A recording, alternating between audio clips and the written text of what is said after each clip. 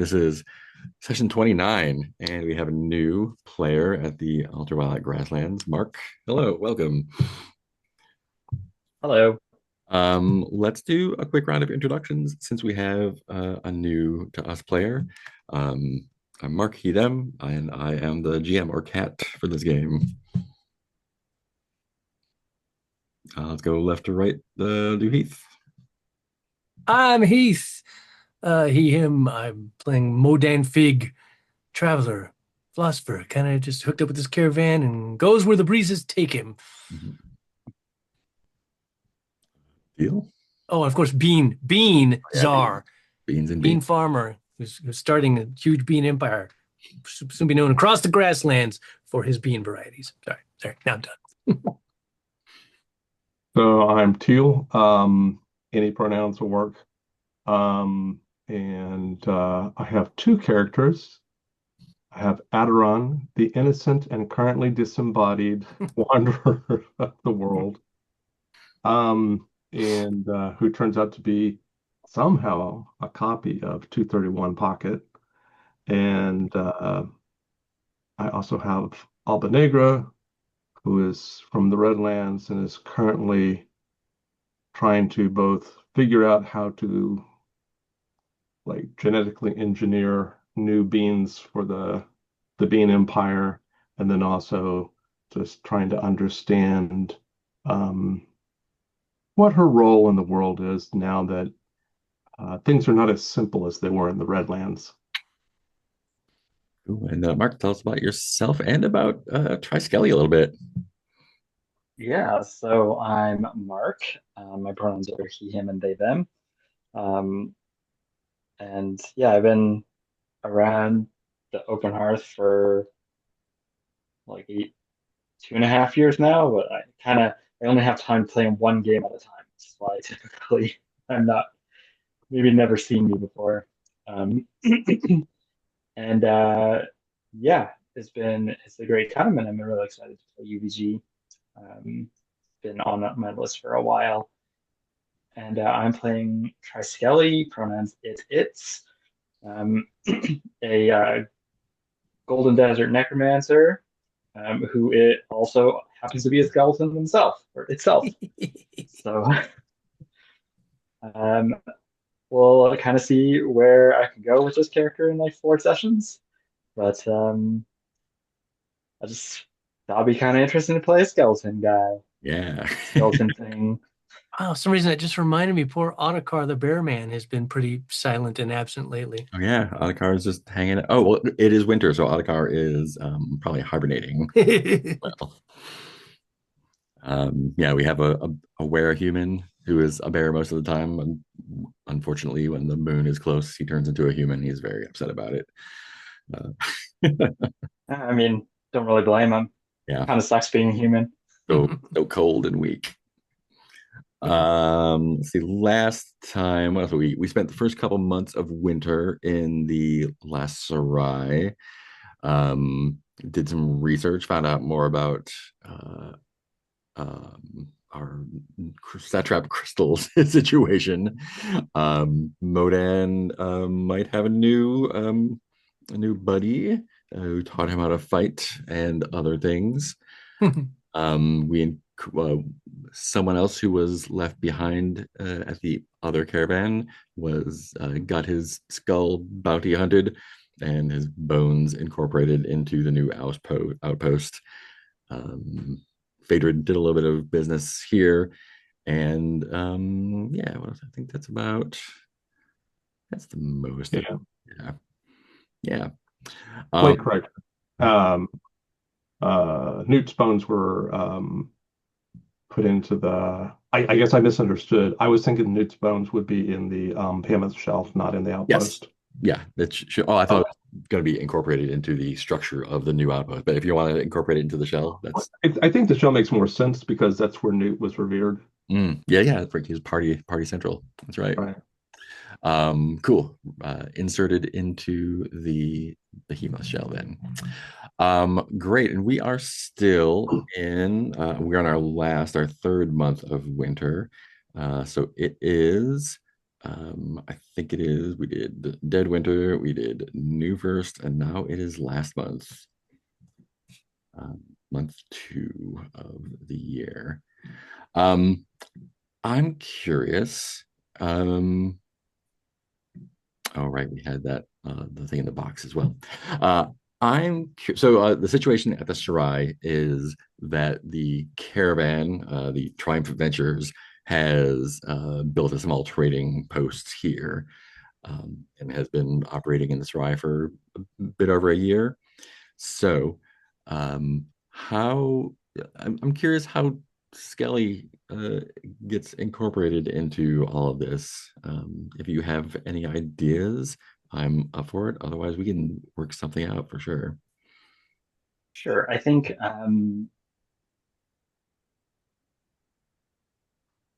sorry.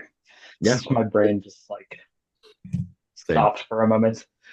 Um, so the reason I ended up rolling or actually choosing was having been pursued by loving enemies. So I think it Yeah. makes sense that when Skelly was first raised up from the desert sands, um, unsure of what was happening, no one else around, who knows how this happened. It certainly doesn't understand why that happened. Um, only with the the drive, the the feeling that it has to flee. Mhm. So I can imagine just in its wanderings and its feelings of pursual that it found its way here Yeah, somehow. awesome.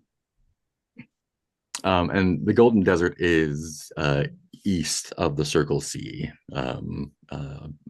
fairways east, and so you have this compulsion to go west, mhm. which is where we are here at the Sarai, and I mean it's a good place to spend the winter. So of all places, um, cool. So what we've been doing for the winter is going by months instead of weeks. So basically, everyone picks a thing they want to do for a month, and we kind of do that. So let's check in with Modan and well, let's check in with Modan first because Aderon is now a crystal. Oh, yeah. So, what is last we saw Modan, you were kissing your training mentor, your mentor. How's that going? I have a feeling it was more of just a, heat of the moment kind of thing Oh, after the training, since we were training also kinds of weird psychic fighty powers that's and right. things.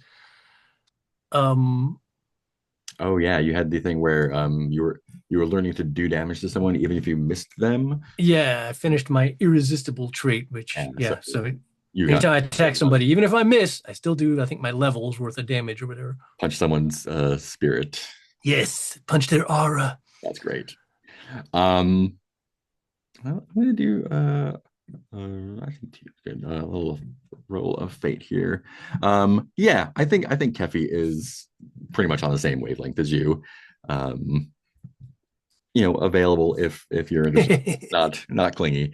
Um, I think it's part of the might be part of it's like an occupational hazard with this kind of fighting, I think. But yeah, I think kind of once that cools down, I, as I was saying last time, I kind of feel like Modan's main focus is trying to make some kind of progress in this Aderon Yeah, dilemma, because that's I sort of feel like that's a thing that's just constantly hanging. It's like one of those unresolved, like the way I always put it to bring it back to real life is like when my computer's down and I feel like I can't do anything else until I solve this problem and get my computer fixed. I sort of feel like that's when it's like, well, we got to make, like, even though there's like not a whole lot he can directly do right now, it's sort of like, well, we need to be asking around or investigating or trying to figure out what's the next steps here. We got to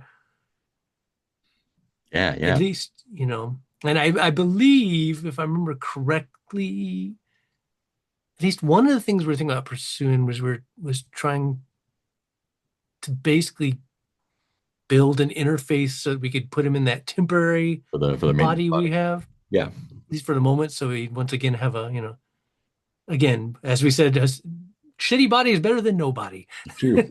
He ain't got a body.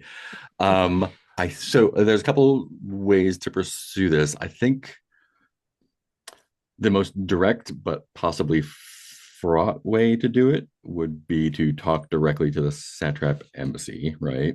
Mm. We've already talked to them a little bit, so they Yeah, and they're the ones who are like, oh, he's a copy of a sat rep, and yeah, we uh, can't do anything with that by they law don't or want to whatever. necessarily instantiate them, but you might be able to talk them into possibly getting some sort of technical help there. You can just ask around this Sarai, see if we can find more technical help, or you, and assuming Phaedrid is around to help out, could try to build that interface yourself. I don't feel like Modan really has any of the skills related to that. So kind of yeah, but I was thinking more second option. I think his line of thinking was like maybe there's a, tinkerer engineer type Yeah. around who builds things, or, might be able to think outside the box and be like, okay, sat wrap crystal interface. Okay, yeah, we can. Basically a UVG MacGyver. Yeah. um, Fantastic. Can I get just a charisma roll from you? So let's see how talking to folks Sure. Let's goes. see. Christmas So we have any 3. gerbils hanging around? Oh, that sounds like it'd be an 8. Oh, also, that reminds me, Oh, everybody pump your yeah, hero dice up hero dice by up by two. 2. Right? Oh yeah, you spent all your hero dice I up. spent all mine last time, yeah. Because real bad. My skill Everything is is real level bad. 1, so we only have one hero die for now. Um, Great. Do you want to throw some hero dice on that? No, I'm not gonna. Since I'll have 2 this time, Yeah. I'll leave that roll where it is for now. I think who you do come across though is I think this will lead in fantastically. Is so is someone named? Let me paste the name in here.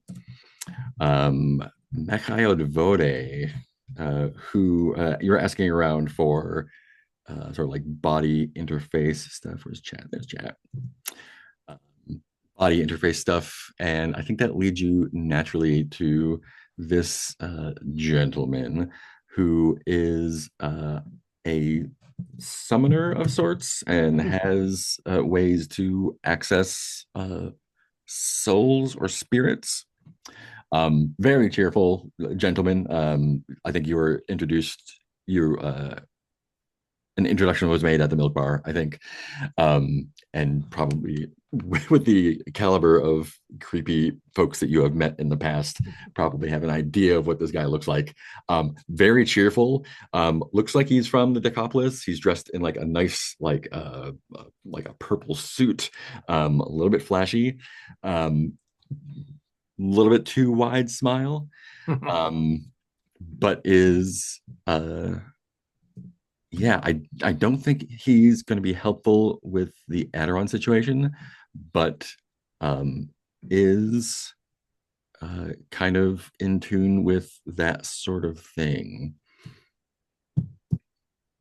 Do you have anything you'd like to ask him?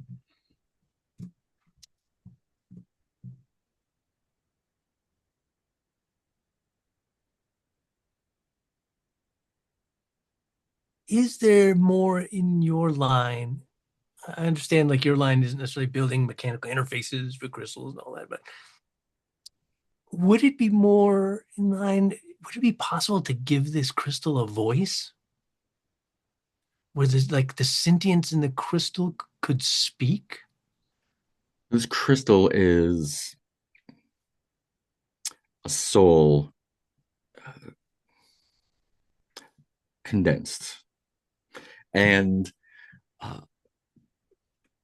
the way I usually deal with things is, reaching into the noosphere, which if you have some experience with, from what I understand, is both a mystical process and a technological one, reaching in not only into the world adjacent to ours, but above it and below it.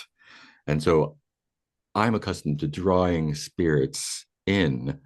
It's possible And given the right sacrifices, I could attempt to draw it out.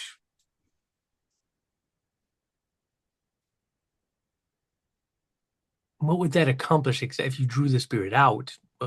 Meaning Well, what a exactly? spirit drawn out can be talked to if you want to give it a voice Mm, into a suitable vessel.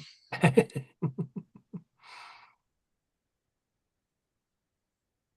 Hmm.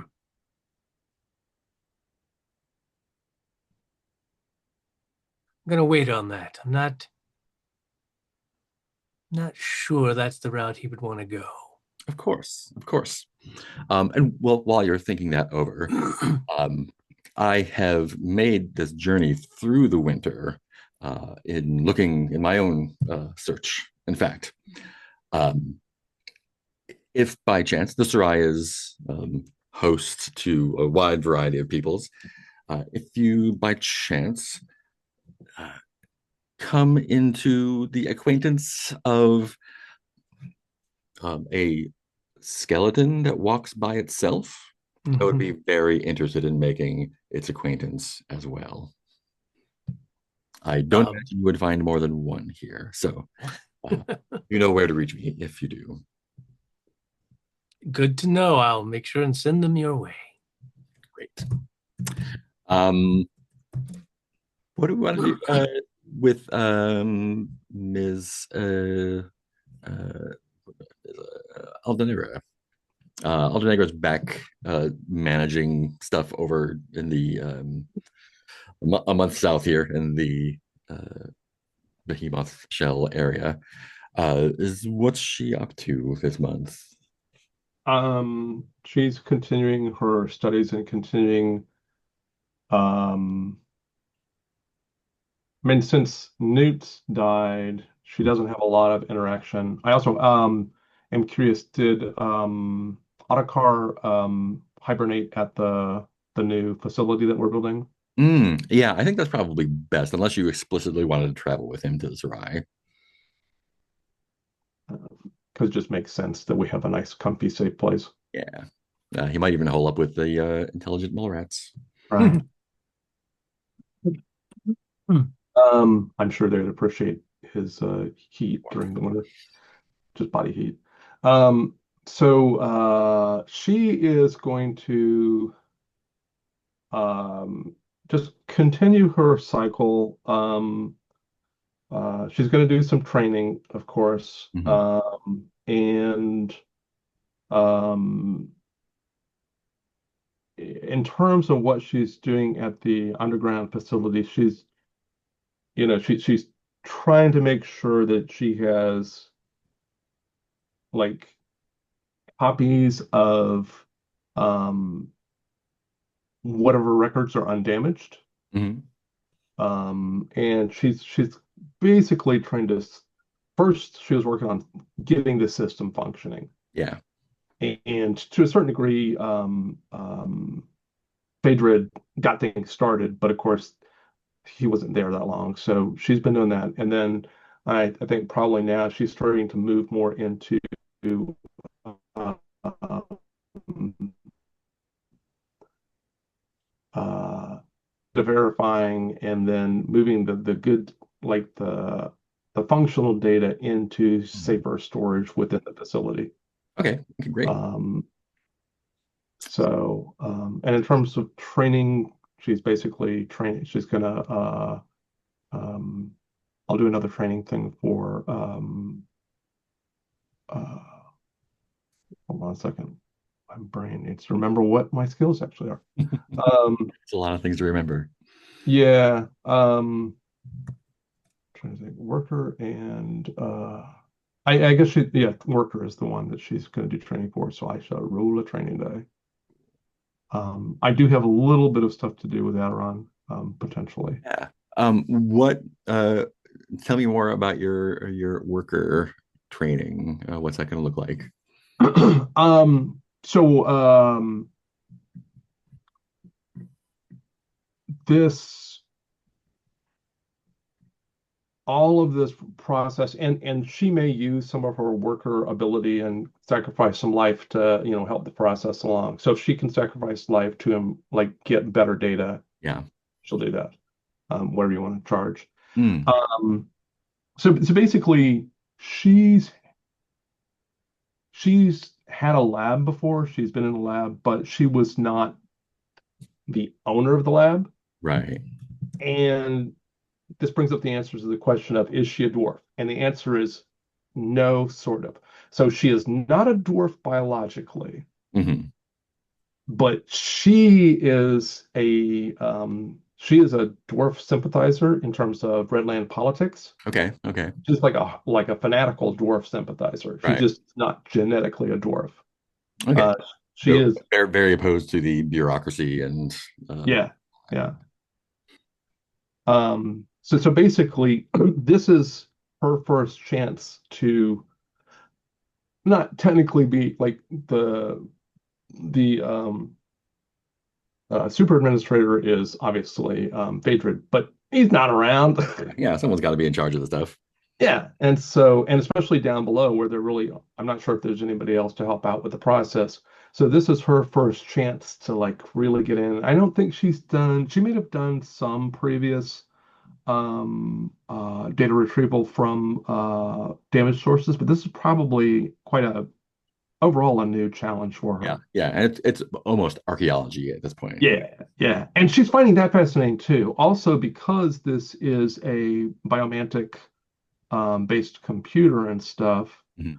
um, like she's thinking about how this correlates with her botany and stuff too, because she's like, well, where do we get the organic, compounds to do this? Where it all sort of ties in together for her. Yeah. She's having a good Let me ask you this. So Phaedrid did some heavy interfacing with his Yeah. creepy glove, right? Yep. Is there any sort of mm, flesh interface, for lack of a better term, that was excavated or constructed to allow a more direct contact to the system, or do you think it's purely a technical mechanical process? Actually, I believe that so I believe, it's probably a mix, and here's my reasoning. Hmm. Some of the things they were making were going to be purely biomantic creatures, uplifted things, stuff like that, who may not have hands in the same way or whatever. Right, right. So they would obviously prepare for that. So I'm going to assume that there are both facilities to work on uplifting things, Hmm.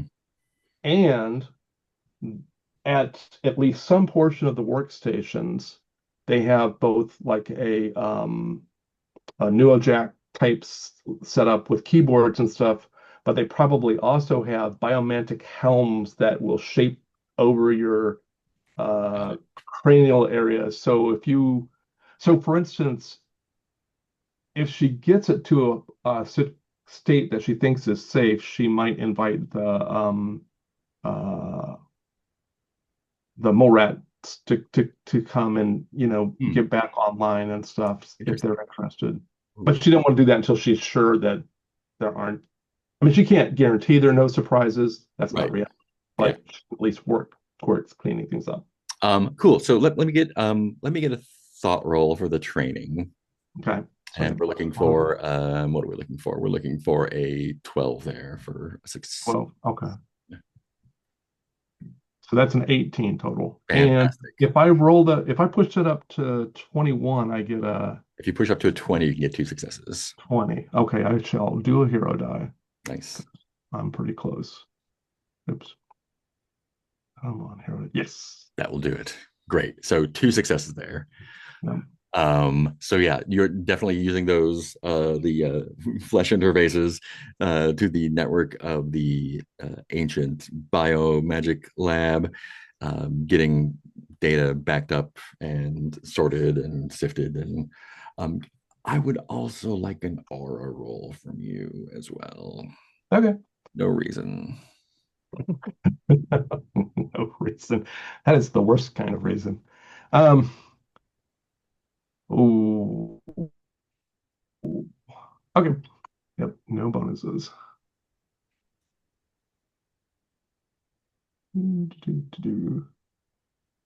What do we get? Okay, that is Oops, didn't roll. can Try it you again. load that 20 for me? Oh, did it go? Yeah, yeah, you got a 20. Oh. So go ahead and roll that again. Okay, so roll again. Hmm. Okay. 22, not bad. 22. Okay. Great. So, so if you wish, you may also take a level in your crystal fungus. Um, and I think the with that 22, I think Yeah. you do dig up a little bit about what might be going on with that as well. Okay. And yeah, so basically in the data, you come across some references to um, trading with the um, with the prismatic traders from the West and getting some equipment from them as well. Um, and talking about, and what this all ties in way too good. Talking about the possibility of uh, making a more concrete backup, basically, of a human consciousness, the person's consciousness as well. And they do mention crystal fungus at some point in there. Gotcha. Right. So Now, if were the crystal trader satraps or not? sorry, say that again. Are the crystal trader satraps? It's pretty clear that the prismatic traders are spectrum. Prismatic traders, right? Sorry. Okay, so yes. And when you say level, that's like a full level or just one tick on One the tick on the training? one, so you'd be at 2 out of 4 on the crystal fungus. Okay. I understand that there probably are some disadvantages to doing this, but I'm going to accept. Um, It will be. I think that Alba has been having flashes of light that she can't understand. Mhm, mhm. And that's okay. Um, she's aware. Like, hey, go ahead and describe what you're going to describe, and then I'll say more. Go for it.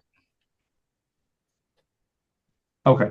Well, because she was also learning about the hive mind thing. Right. So her consciousness is currently weirdly like she's working and then all of a sudden she'll stop and she'll be staring at light, prismatic light or whatever, and then she's working a little bit more and then maybe she accidentally overhears thoughts from the mole rats or Mm. something, and she's like, oh no, that's just my imagination. And but because so when I rolled her up,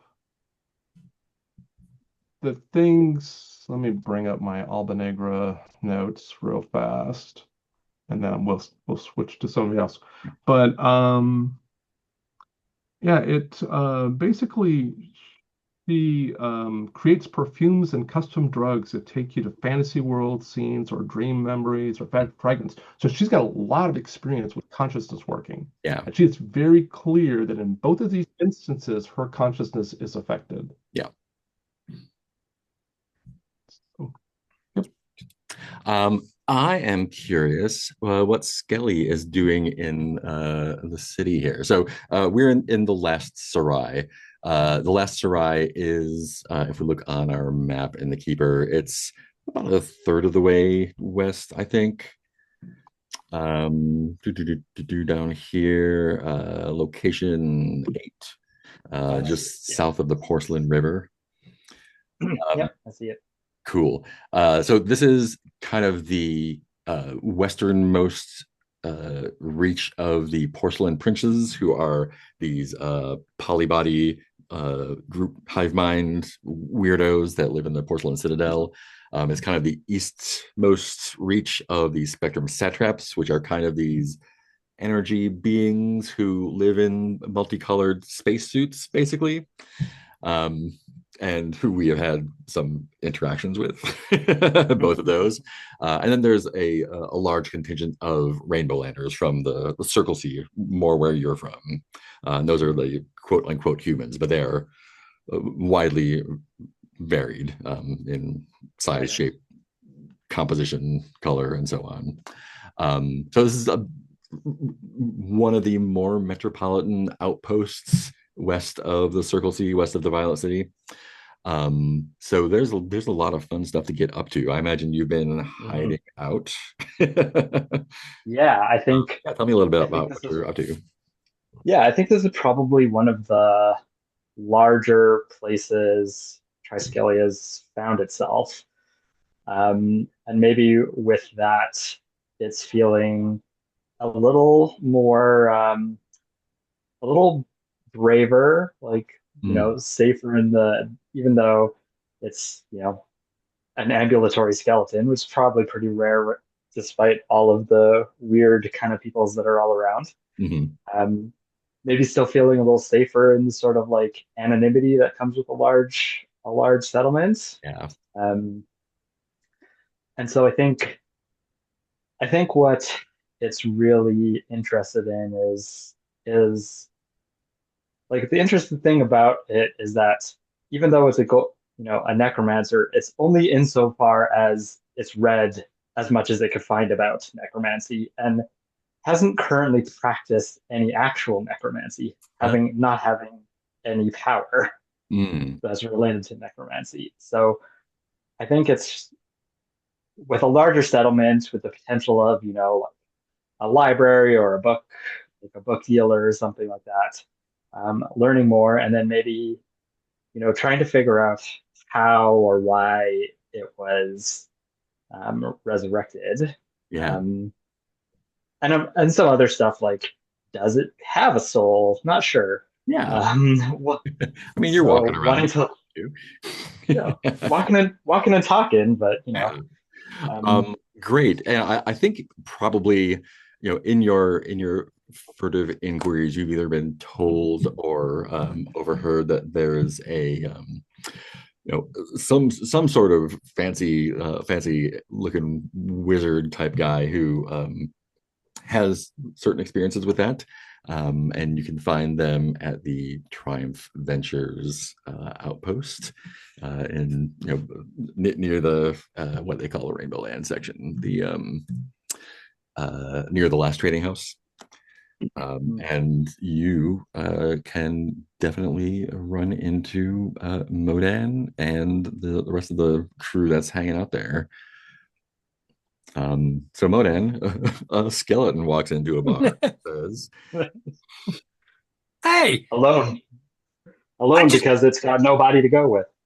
I just met a guy who was looking for you. I think I'll like put my hat down and like, what do you mean me? I'm no one.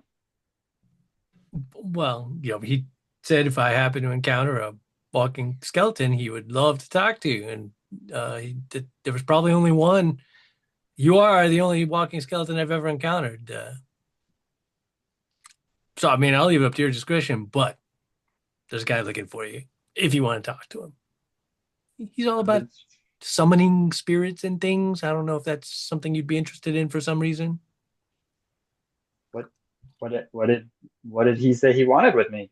He That's all he told me was he'd love to talk to you. And I just said I'd pass the message along if I ran into you. do you continue Aderon's custom of tea service and all that? Oh, absolutely.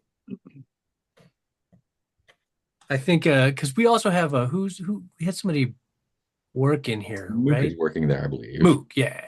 The orc. I feel like Mook would probably do that's since he's been manning the place in our absence of Yeah. Mook the orc, I'm sure comes up and immediately offers you. And I'm sorry, do skeletons do you drink or would it just kind of make a mess on the floor? I think I think so. Treskelly has sort of like an open kind of, I guess it's kind of maybe like a duster almost, but doesn't like wear a shirt, but underneath, but does happen to have pants that are like cinched around its like spinal column above the pelvis, because otherwise they would just fall off. Um, at some strange attempt at modesty, even though having no genitals. Um, Cover up it's that pelvis.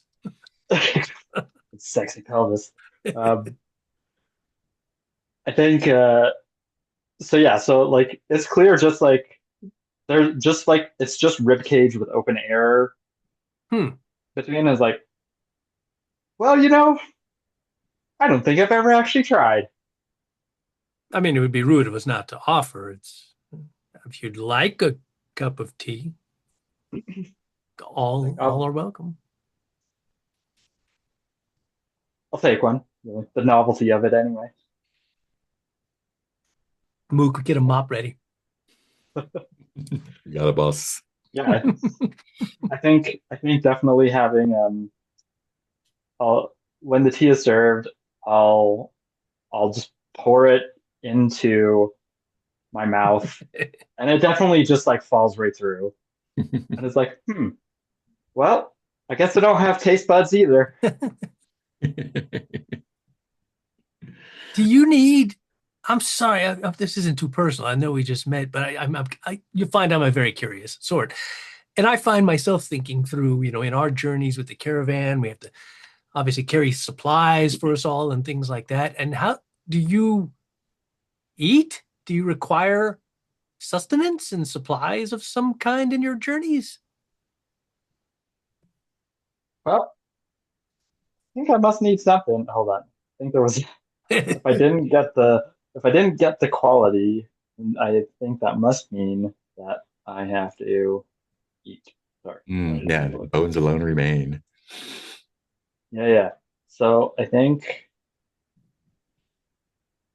oh yeah, but I don't have that trait, so I suppose I do have to eat something. Hmm. Is it just like the ritual of like eating, Yeah, drinking something that kind of like keeps the life force going on you? yeah. I think it has to be in some sort of like simulacrum of humanity or life. Like, It could yeah, I do.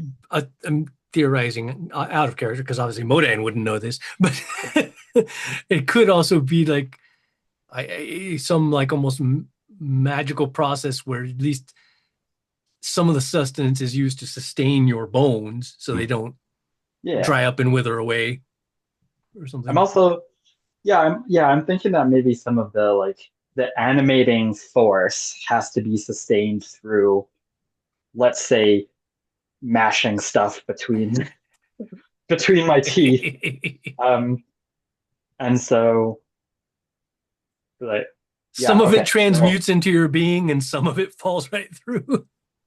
yeah, like, oh I guess I do carry a sack just for this occasion.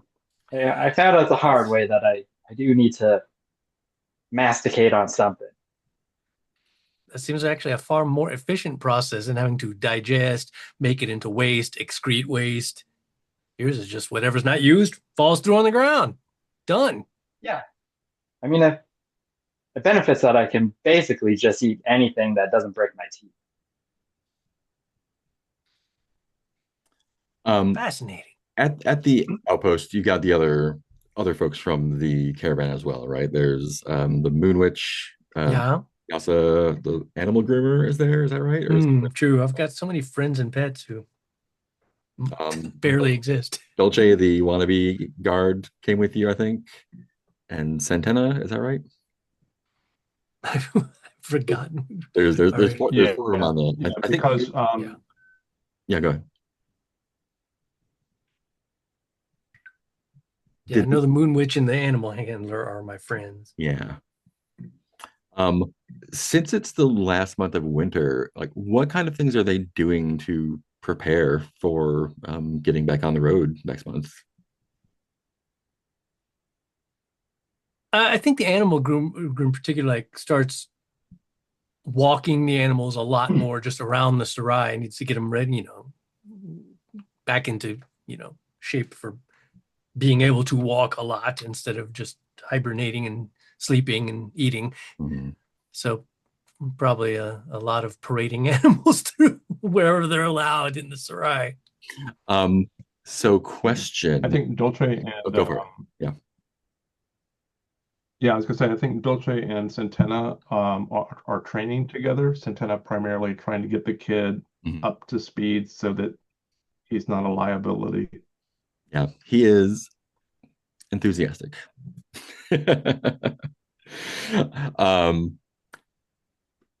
Part of the preparations is getting your necro wagon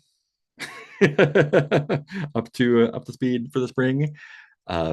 They've got a large ambulatory skeleton transport thing with a lot of legs that can carry a bunch of stuff.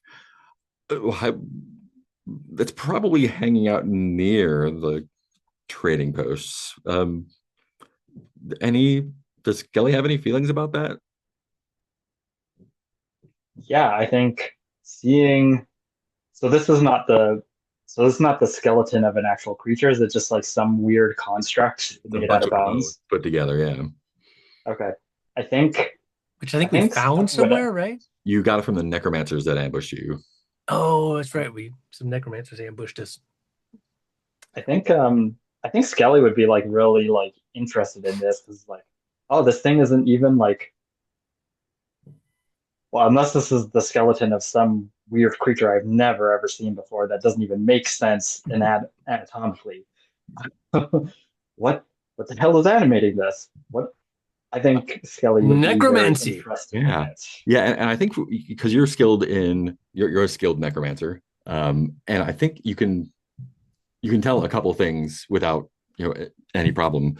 You can tell that this was a necromantic construct.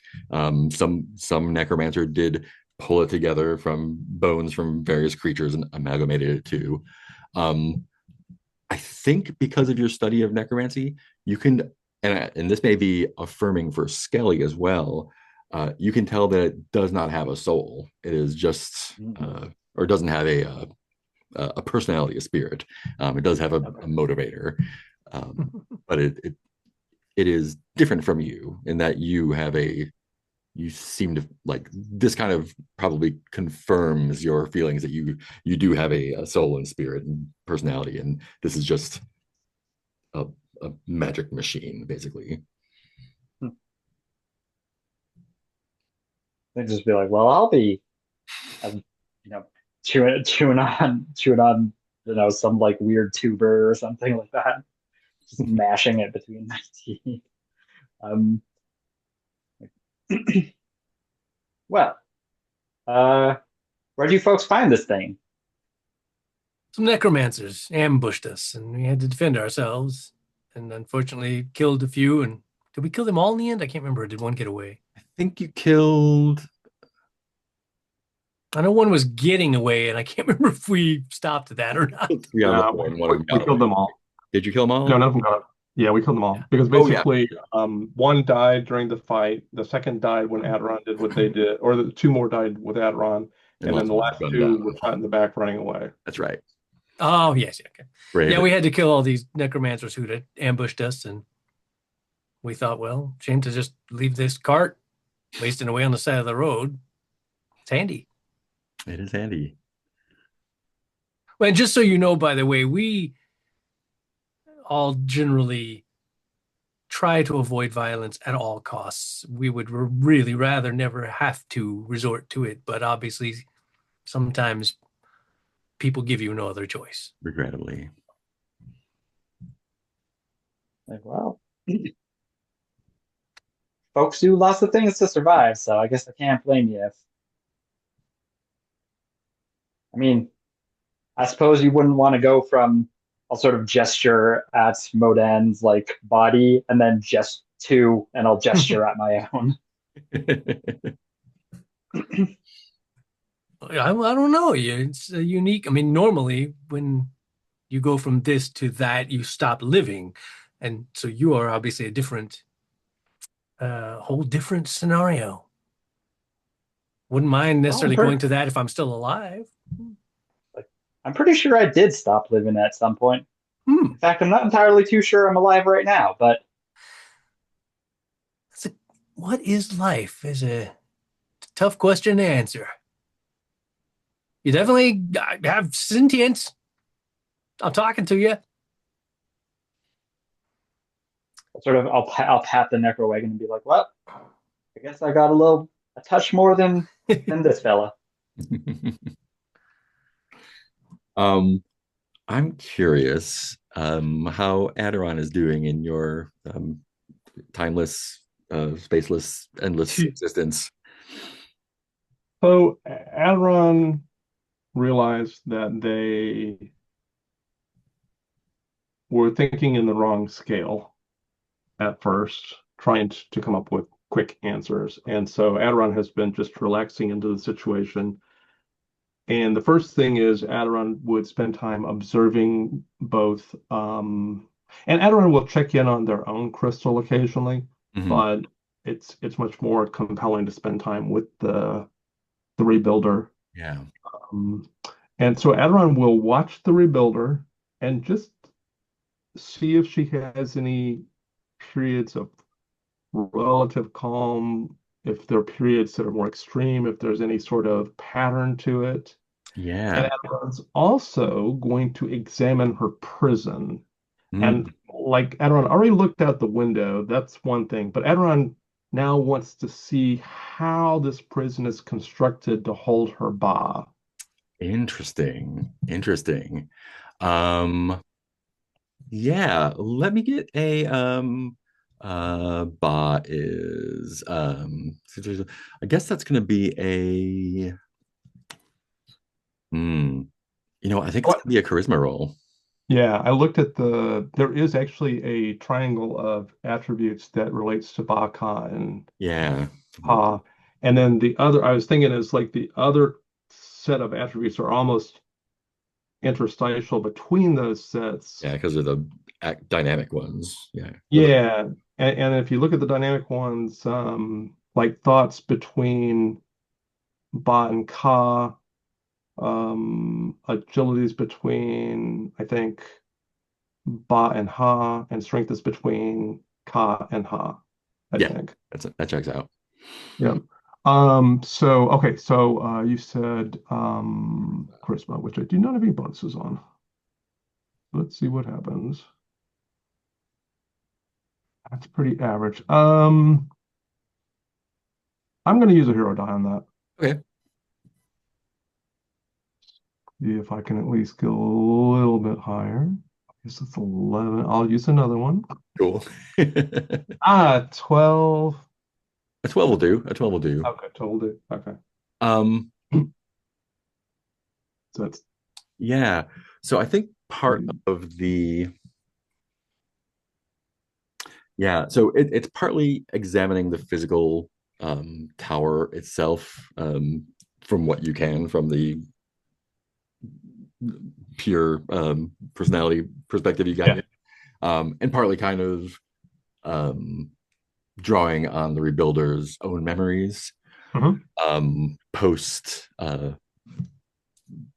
dismemberment, I guess, Yeah. discorporation. And I think at first the tower it's not a prison. It was I think it was a kind of last ditch means that she created herself to maintain her force of personality in the absence of a body and a soul. Um, and it's unclear exactly when it happened because time is the flat circle and everything. But at some point in the distant past, um, I believe the whatever it was that she used um, to maintain her ba in this thing was sort of discovered, researched, messed with, and tapped. Um, and Mm. the I you know it as the harmonium, right? Yep. These like power rods that basically amplify and draw upon her power, but also something went wrong long ago, uh, kind of sending it into an out of control chain reaction where she has to draw in these soul energy that kind of perpetuates this energy source. And then not too long ago, that energy source was tapped and is used by the princes to power the harmonium. Okay. So we essentially have a noospheric engine sort of Atmospheric nuclear reactor, kind of. nuclear Yeah. reactor, right? And she's the core. Yeah. And as far as peaks and valleys go, definitely. Um, it's hard to discern a pattern, I think. But um, one of the peaks is happening now as the static alert in the Sarai goes off. Um, this is something that happens occasionally in the Sarai when the tower ramps up its energy output. There's a big static shield that kind of keeps the elements away from the Sarai. That is partially powered by the harmonium thing. And when the power peaks like this, that's when people start getting those garbled voices in their heads and have to retreat inside Right, something right. between them. And so that's what's happening now. Everyone's kind of scattering. It's a regular occurrence, so it's kind of like the tornado sirens go off, and people get inside. Um, and let's say that's happening while Skelly and Modan are chatting as well. So you can just hunker down inside the outpost, and you should be fine, unless you want to go out and embrace the voices, of course. I think Skelly's just like, now what the hell is that? And Modan has experienced this before, right? I think so. Yeah. It's like, it's just most things. Hunker down, avoid it. Avoid what? It's just staticky voices. There's weird things, and there's weird things in the grasslands. Actually, it's kind of what happened to our friend who we were trying to get re-embodied. He was known to channel a presence known as the Rebuilder. Saved us in our encounter with the necromancers. Unfortunately, obliterated himself. And but we have his crystal here. We're working on getting him re-embodied. We have a empty vessel body, but it's like not compatible. The crystal needs an interface to be put into the body, and it's a whole thing. The body's like a forklift, and you're trying to hook an iPhone to Yeah. it. And Skelly, you've definitely like just a few hours travel outside the Sarai is this crazy massive tower that clearly has something wild going on with it, but nobody at the Sarai will even acknowledge that it exists. They try not to look at it, and they don't want to talk about it. It's the ignored tower. But you definitely know those kind of situations. Yeah.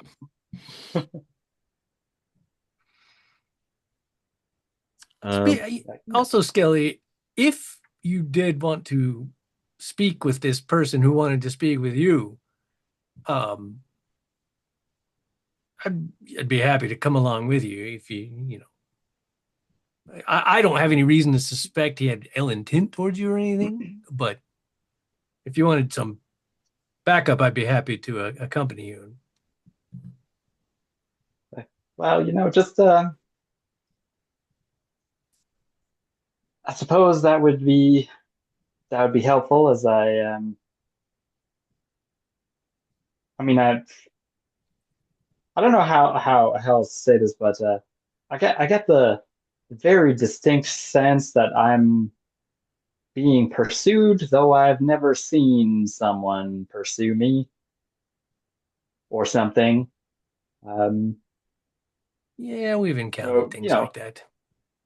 well, somewhat skeptical of anybody who particularly wants to see me.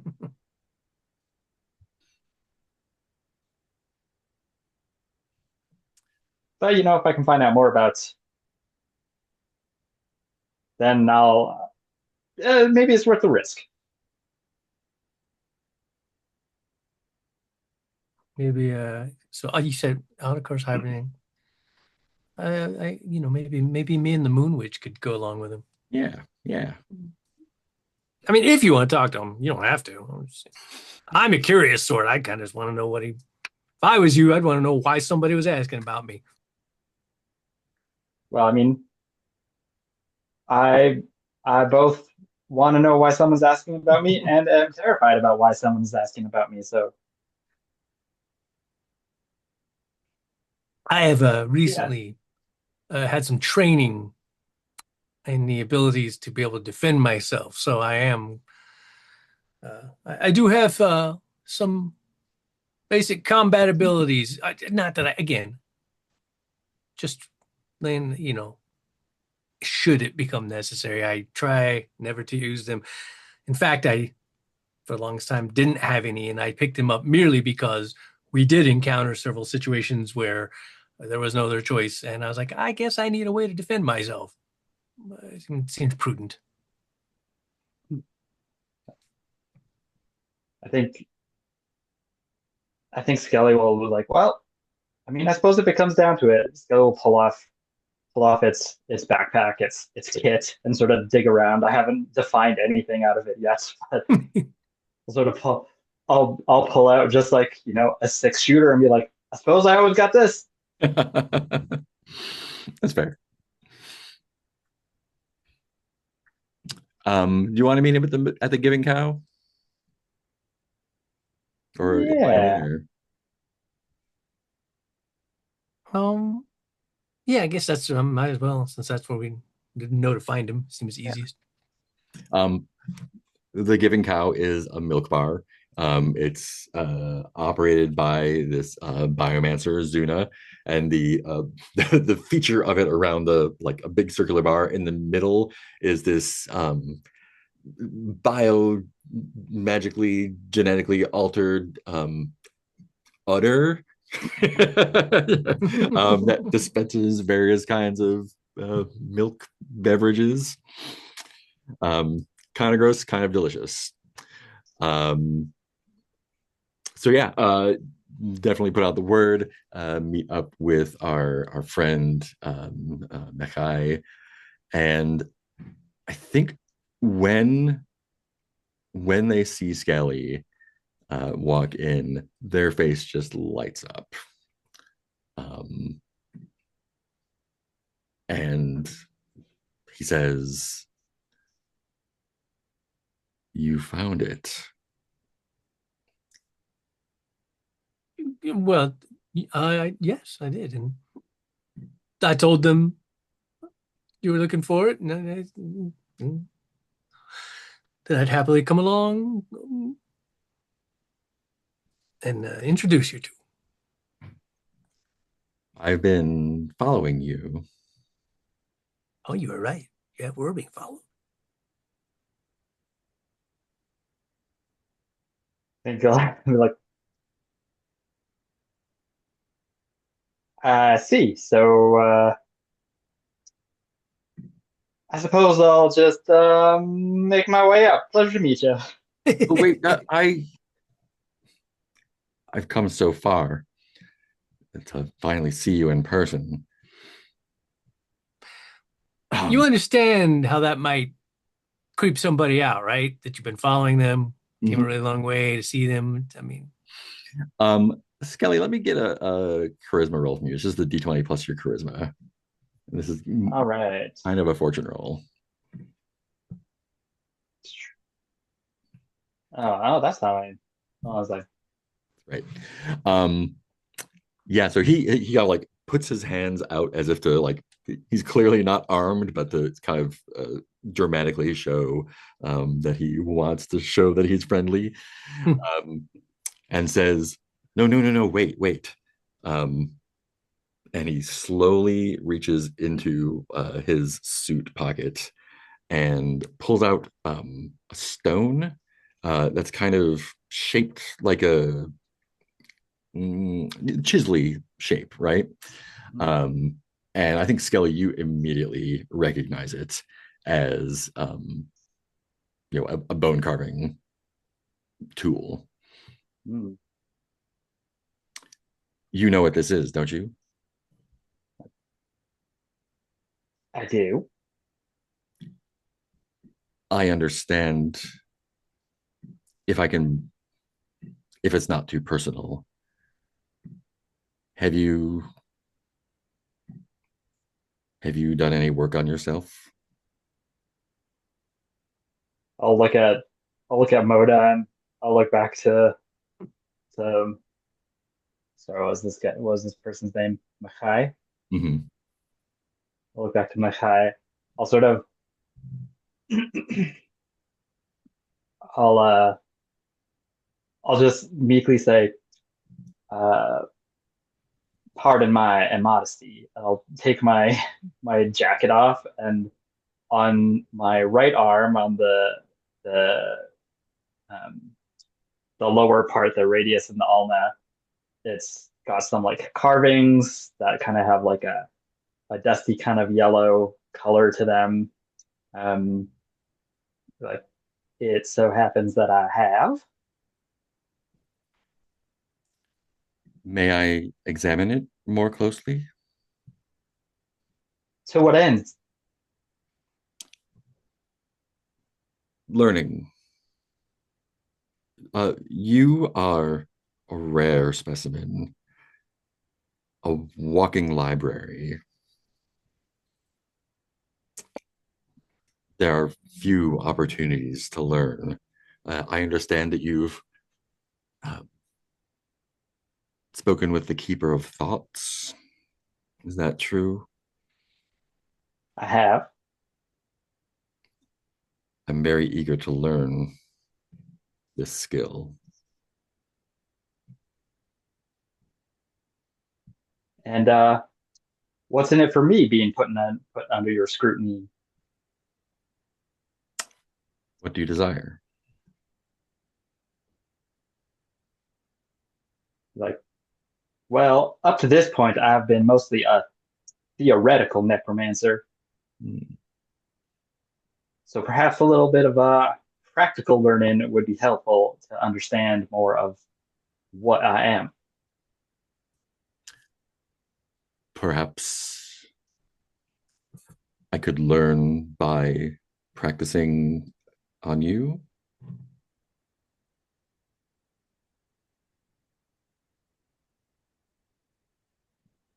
I'll, I'll look to Modan and be like,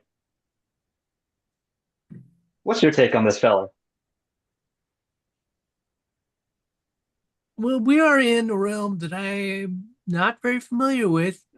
Sentient skeletons. Sir,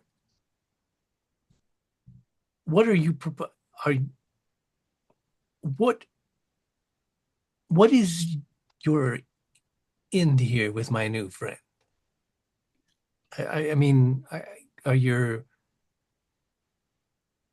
obviously don't want any harm to come to him? Oh no, I nor would I. Such a I would sooner smash a stained glass window.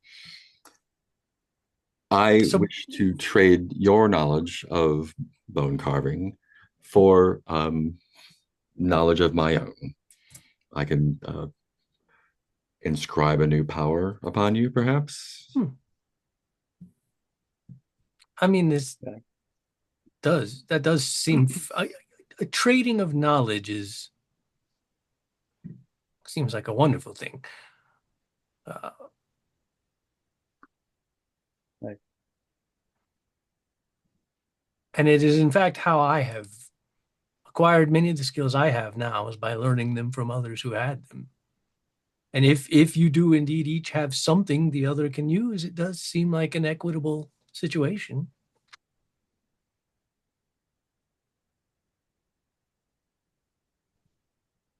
I think Skelly will. I think when Skelly looks at people, even though it doesn't have any eyes, I think there's still the impression that somebody is being looked at, Mm-hmm. is being observed. And I think it's very interesting because there's no facial, there's no, there's nothing on the face that people can look at to figure out like what kind of underlying thought it is. No nonverbal communication Mm-hmm. in regards to facial expression. So it's like this feels like a blank stare, I suppose, but I think Skelly would be like, well, all right. I accept your offer, a, tr a trade of knowledge. Great. So over the next couple of weeks, he will carve on which bone would you like carved on? I offer up that they can do these sessions at our Lovely. place. So that way I can also kind of be a mediator watching over it all and Yeah. serve. Everybody can have some tea. Better than his rented room. I think we'll go on the left leg or with whatever it is. Great. The power he will inscribe upon you is reality's cold knife. The power of love. Power of knife. This will let you use a mental wave to purify the target's brain of any impurities, drugs or mind-altering spells. The target loses 1d6 life, and their recent memories become fuzzy. Unwilling targets get a save. You can overcharge it to make it more. Yikes, that Kind sounds terrifying. of healing, kind of not. But yeah, I think he gets the hang of it. It is I'm not going to bother rolling for anything. I think he, with over the course of weeks, he does it well enough that he's got the knack, and yeah, appreciates the trade. All right. Trade. And so I feel like we're not getting a mic. So It does not seem that way. let's call that last month, and we will progress to first month. So this is the first month of spring. It's still cold and muddy out. Travel is oh no, we're in green month. Sorry, because travel is still futile in first month. We were in first month. We are in green month now. So it is green month. It is still cold and difficult travel and wet outside. But the Sarai kind of shakes the winter off a little bit. People start slowly trickling out, both east, mostly Rainbow Landers and Rainbow Landers going east, Porcelain Princes going north, and satraps going west. You may choose to travel if you wish.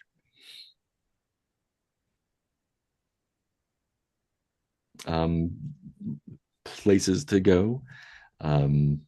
Continue west. You know all the stuff over there. Last Sarai to the Waystone to Fallen Number, the Behemoth Shell. You can go back east if you like. Go through the Death Facing Passage. Go back to the Citadel.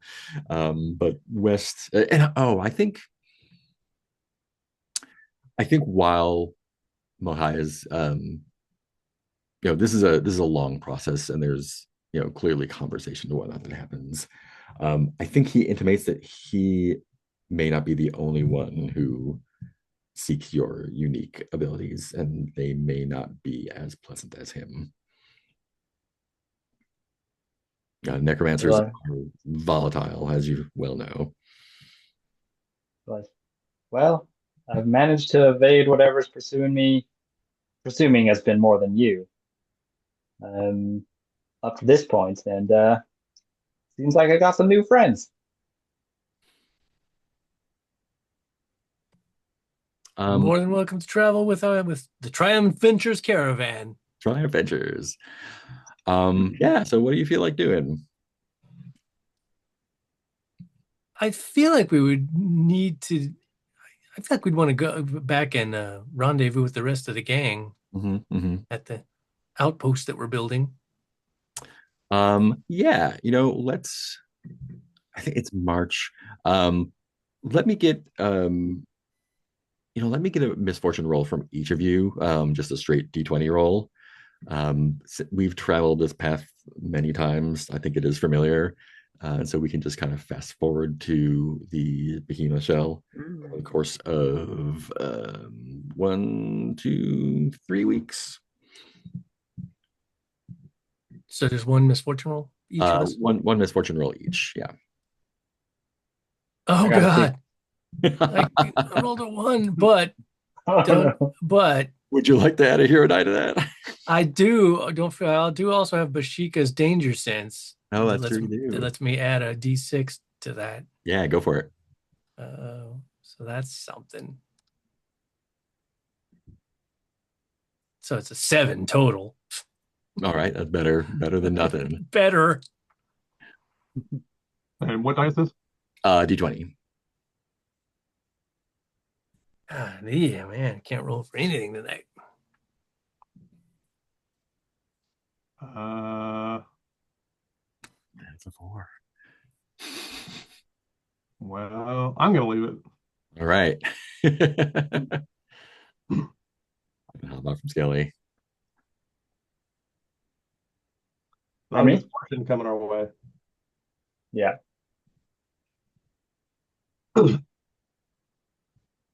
Let's see. Stone.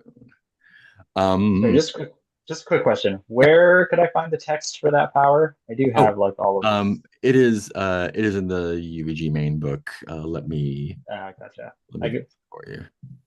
I do have the main book, so Okay, great. Yeah, it's in the power section near the end there. I think it's under a different name. Yeah, but if you search for that name, you'll find it. all right, gotcha. Cool. Misfortunes. So, Skelly, did you roll a d20 for misfortune? Yeah, I rolled a 2. Oh, Oh fantastic. my God. God. Well. Yeah. Oh, it's bad for everybody. So let's see here. Um, yeah. So, traveling to the Waystone graveyard. Hmm. So, this is the first time Skelly has traveled this way, and so as you're traveling through this kind of expanse of, it is a cold, hard spring, end of winter. Weather is real bad. It's usually dusty and rusty here, and the mud is just um, it's just incredibly gross. Um, and the wind still whips up every once in a while, and instead of throwing dust around, it throws like little chunks of metal around. Um, Everyone else kind Ooh. of is wrapped up because they've been this way before. Skelly catches a fragment of iron in the eye. Um, and I The think eye socket. yeah, in the eye socket, I think it gets lodged in there. Um, it will take some medical attention or maybe a little bit of bone work to get out. But right now, you're blind in one eye. Uh, So that's not great. that is not great. But fortunately, you're going where there are lots of bone workers. So, Let's see. Next Fallen Umber. 7 is yeah, ooh, supplies. Oh yeah. Did you want to load up on supplies before we go? We're gonna need I mean, yeah, we certainly would have. We wouldn't have set out without five, supplies. 7. You need 24 supplies altogether. And if you want to get some extra, so it'll be 240 cash, uh, unless you want to get extra. Feels like it's always a good idea to have some extra. Yeah. Give us because things never go as planned. Oh, they don't. With just a nice even three hundies. Yeah, 30 sacks. Which is good because while you're going through the Guess I'll take that out of the caravan cache. Is that yeah, it works. As you're traveling through Fallen Umber, it's some of them crumble into dust. You got a bad batch, 3 of them crumble into dust. Oh, son of a. Yeah, it sucks. So there's that. And fortunately, you still got a little bit extra, so that's all right. And as you are getting to the shell, I don't have any idea how up to date our caravan sheet is. Like I'm looking in there. it should be pretty up to date. I see right now 5 sack supplies, 6 sack supplies. Is that leftover? We that's already had. that's capacity. Oh, that's capacity. Oh, yeah, I see cargo. I got you. I don't use this page. I don't know. I don't know how to use this page. Where to put things. Yeah, I need to make a better keeper that automates a little bit of that. Let's see. So we have 27 weeks of supplies now. You have 20. If you got 27 and then minus 24, so you have 3 extra. Right by the time we arrive. Yeah. And yeah.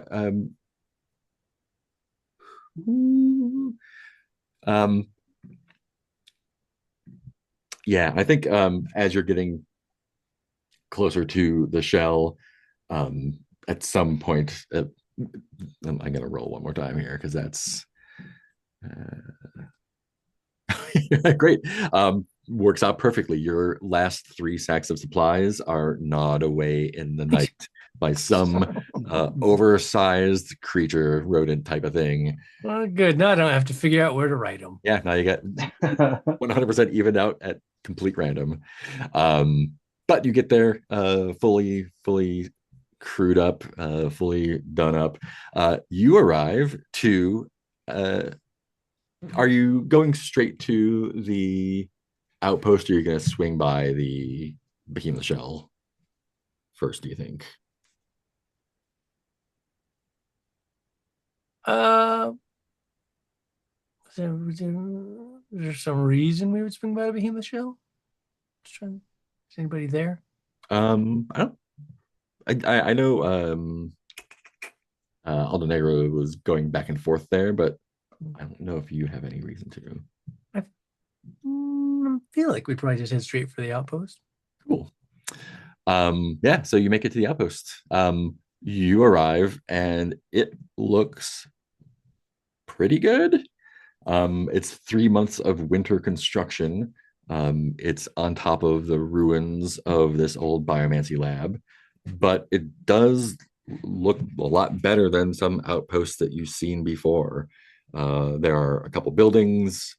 It's concrete and bone mostly.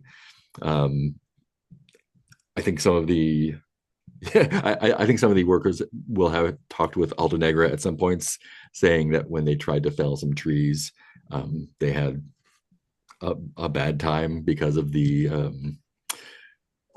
defense systems that have grown into the trees that shoot heat rays at people when they try to cut them down. So that's a thing. She would have asked them to build around the trees. Yeah. But yeah, you've got a little outpost. You've got place to safely keep the caravan. You've got place to safely keep supplies. You can comfortably rest there for free. So yeah, you arrive there at the end of Green Month, and I assume everyone is there. Otakar waking up out of waking up out of On a hibernation. car. And we are in Green Month 4. Let's go ahead and take a 10-ish minute break, and we'll come back and see what the spring brings. Alrighty. Cool. So it is a crisp, cold, nasty spring. You are at your outpost at the Behemoth Shell, and the world is your oyster. What would you like to do? So, Go ahead. no, you go ahead. Is there a satrap embassy near us? At the Behemoth Shell, not an embassy, but I mean, there probably are caravans now that it's spring and folks are traveling again. Are you looking for anything in particular? I just suddenly had I have a case to plead as to why they should reinstate Aderon.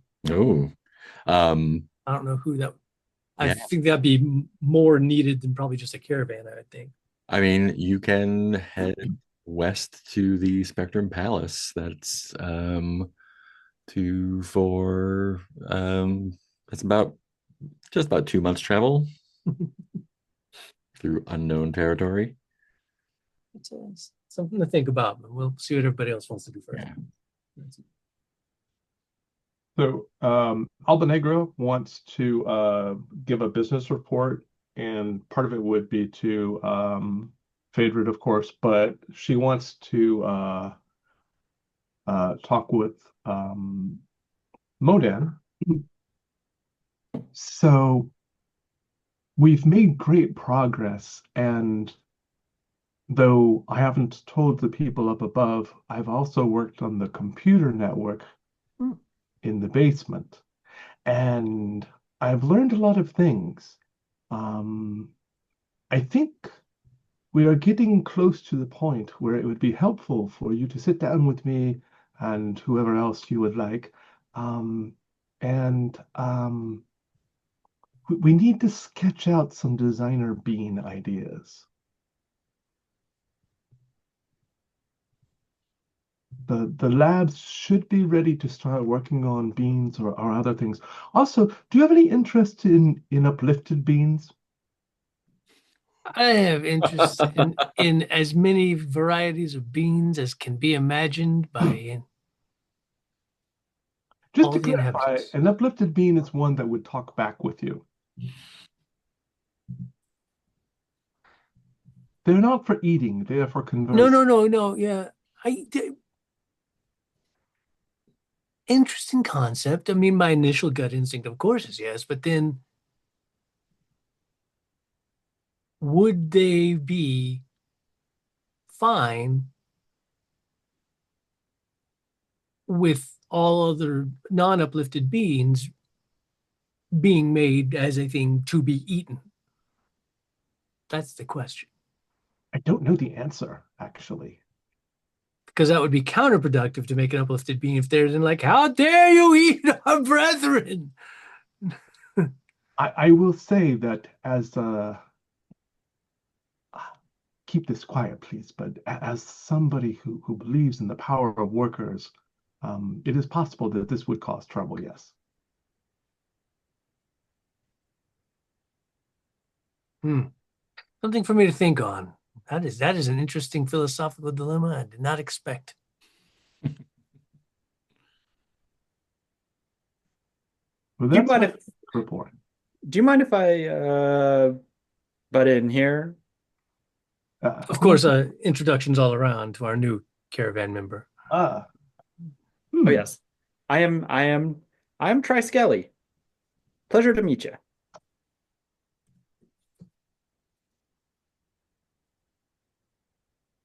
I think of note to Skelly is that this so this is near the Behemoth Shell, which is a giant, massive compound made out of, well, it's like a giant conch shell kind of. It's a few days away from there.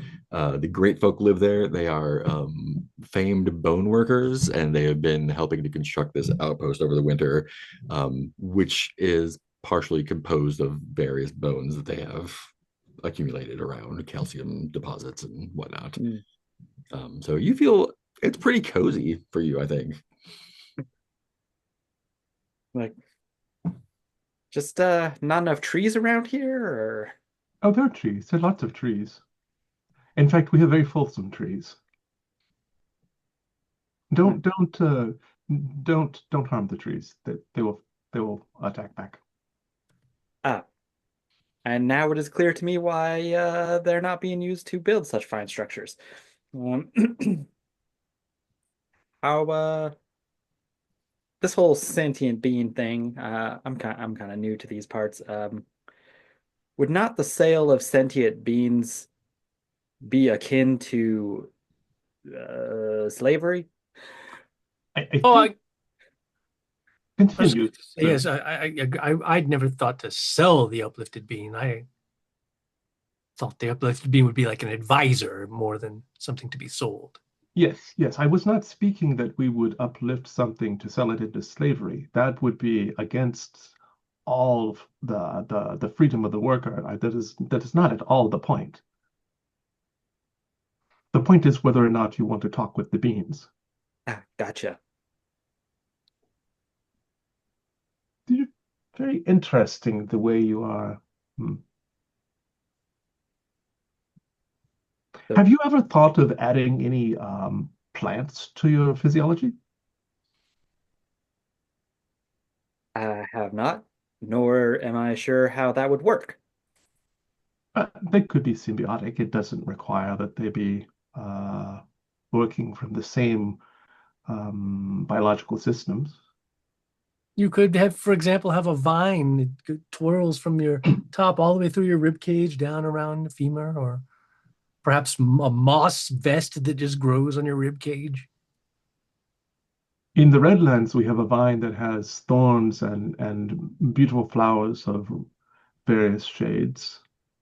I'm sure if we uh, could get someone to sculpt some uh, plant holders inside your rib cage, you could have a very uh, exquisite presentation. Uh, I mean, I am as interested in aesthetics as the next organism, um, of which I am not even sure I am one. However, I'm not so sure about making a terrarium out of my rib cage. Very well. However, I'm not opposed to some potential uh, botanical additions.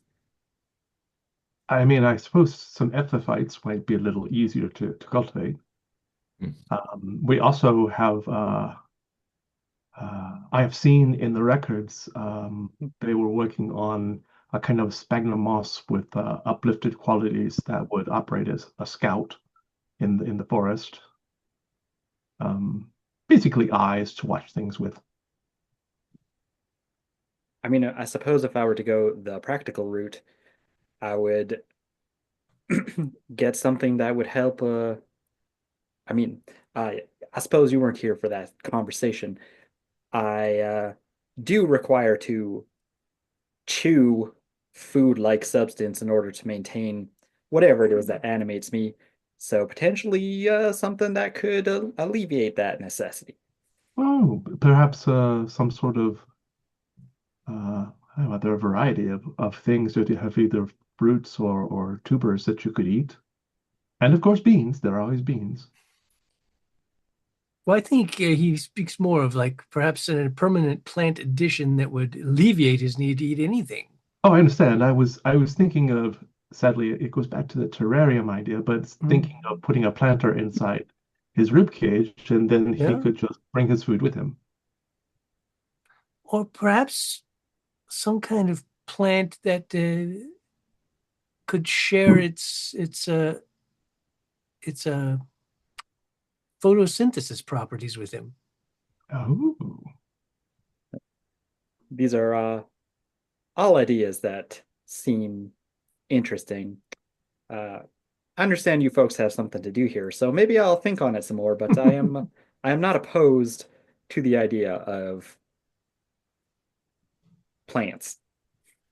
I think Altanegra actually, when Modan mentions the photosynthesis idea, Yeah. there was something in the files about that, something like that. Well, you have the mice that have the Yeah, up top there's kind of like uh, fern mice, yeah, fern basically. mice. Yeah. Mm-mm. She actually well, she won't wander off. She's not out around, but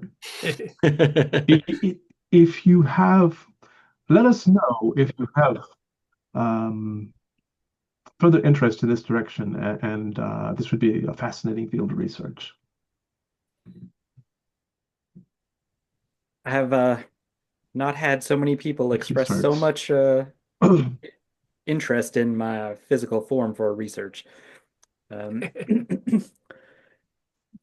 So now I'm thinking a moss vest that could photosynthesize and make it so you don't need supplies. Of course, it's all your choice. We're all just spitballing ideas. We're thinkers, idea people. I am beginning to see as such. I just pasted in chat a skill that you could potentially learn here using that research. Ah,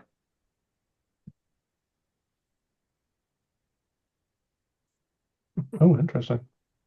well, um, I would be interested in that.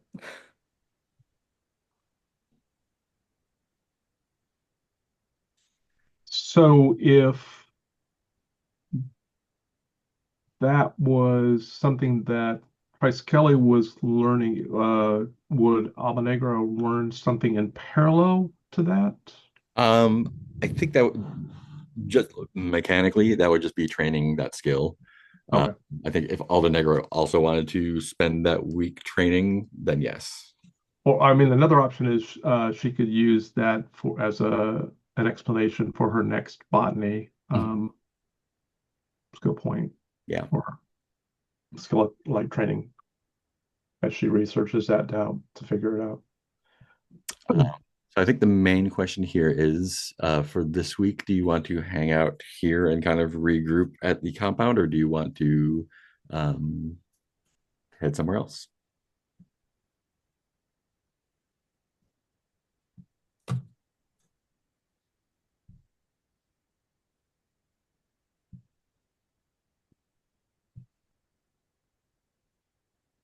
Well, Albanega is definitely going to stay. She's got work to do here.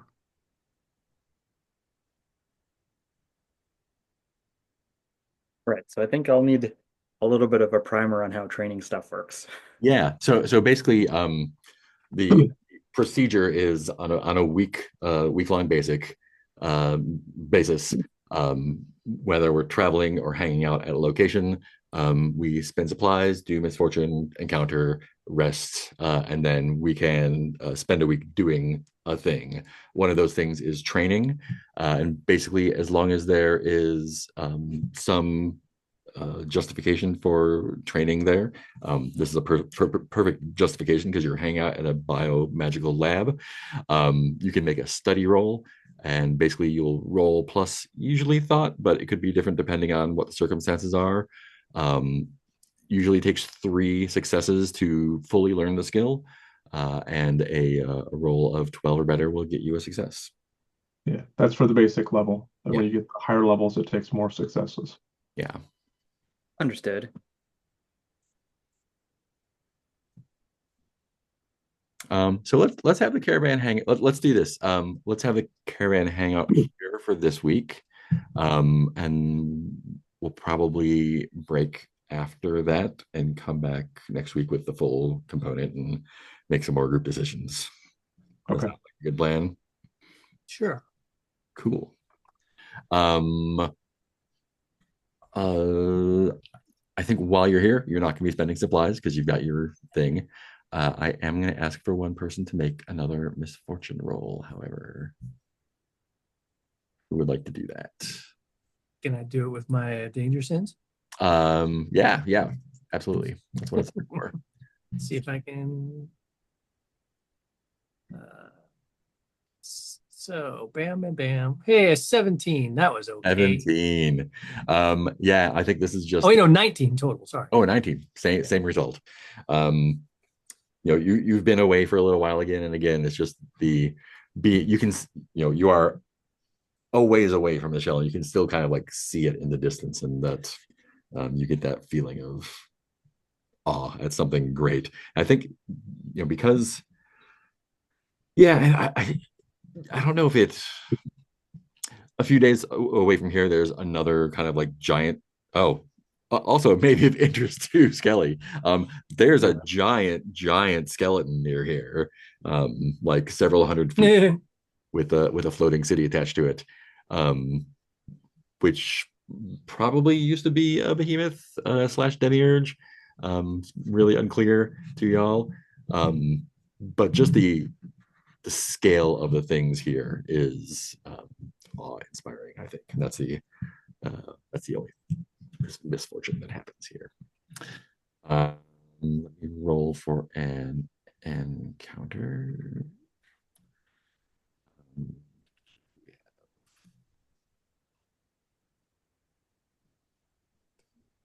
Oh, I think, because it's warming up, and nature is returning. It's probably, well, you made the roll there. I think it's Modan that first notices that some of your wolf slash fungus carpet friends are starting to sniff around the area, just kind of like stuff has been happening over the winter, and they are basically just scouting out. There's just a few of them, and they don't come too close, but you can definitely see, like, on the tree line, some wolves with these are semi-sentient wolves that are kind of possessed a little bit by these intelligent fungal carpet things that they managed to mind link with a while back and come to an arrangement with. So not dangerous for the moment, but just reminder. Perhaps they need a little radiation shot over their bow. Yeah.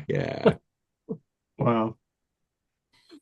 Seemed to work. I remember it seeming to work last time. They were like, "Okay, we're out of here," and that scared them off. Yeah, I think where they were left last time was that what was it? You'd come to some arrangement about, like, them not, because they had attacked and killed your concierge. That's right. Yeah.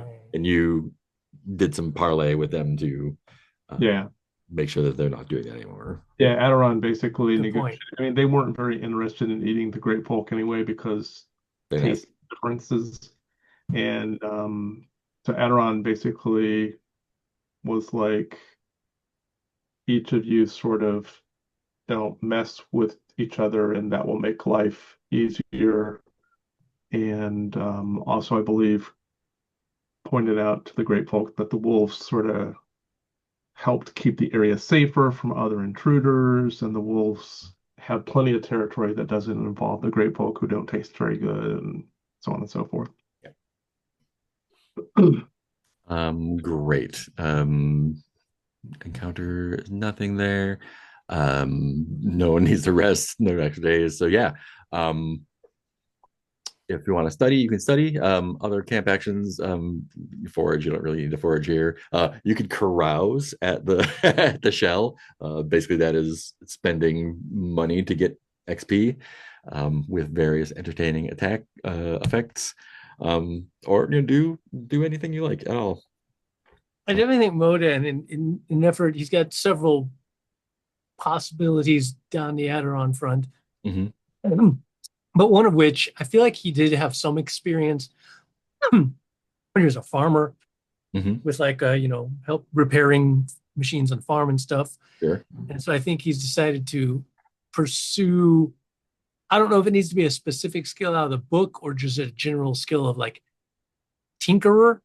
He wants to basically be able to pursue MacGyvering, to maybe where he can, if he studies this, engineering and tinkering, he'll be able to figure out how to, interface the crystal with the body eventually if once he, Um, completes the skill or whatever.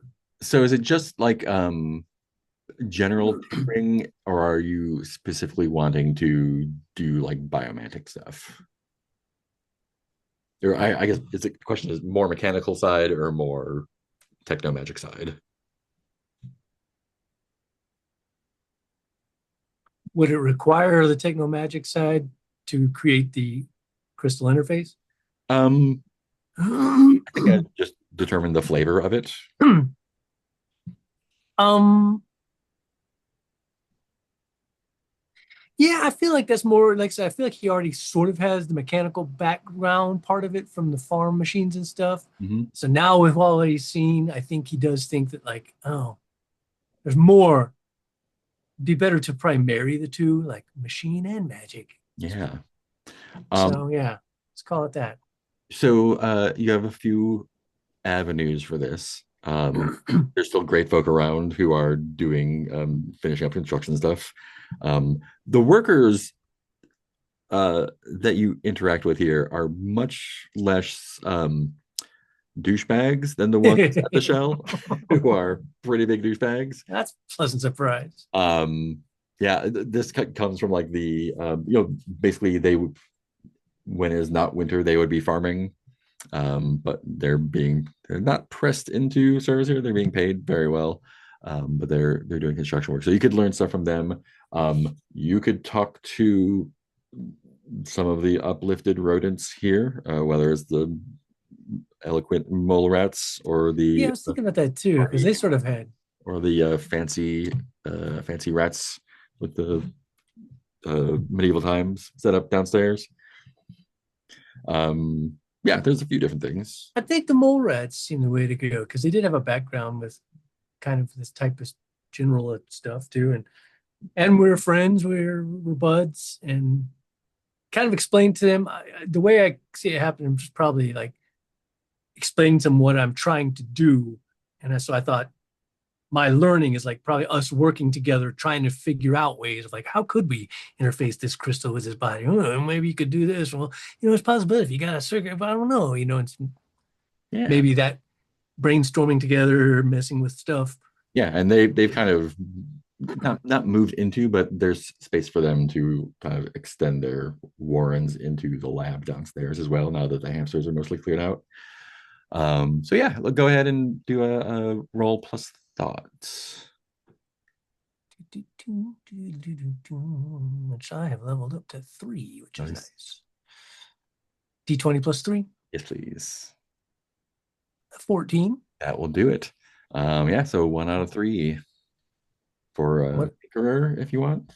Would you like some help with that? Because Albanegra has been building the biomantic computer system out, and she could probably throw in a hero dice. But it would take you'd have to get what, a 20 before it made a difference? 20, yeah. So that's another 6. That'd be. I mean, you roll plus thought, right? So you're at a 17. Oh, I'm gonna. Oh, you're right. I didn't add it, did it? 14, 15, 16, 17. Oh, well, now that's different. Yeah, now I'm only at a 17. Yeah, plus that just feels flavorful. Yeah, because it seems like she should be helping the process. Yeah, totally. Albanegra will toss in a hero dice, and let's see what she gets. Perfect. Fantastic. Yeah. That is very fictionally appropriate with all the knowledge Definitely. at your fingertips there. So yeah, 2 successes out of 3 for your skill. Not bad. So we just calling this Tinker or any particular flavor? Yeah, Tinker, or if something else speaks to you, go for that. No, I didn't know if we're incorporating the magic. Do we need to should be Bio Tinkerer? Yeah, Bio Tinker I think would be fantastic. Since we're get some flavor in there. Biomecho Tinkerer. Yeah, that's great. The more adjectives, the better. Biomecho Tinkerer.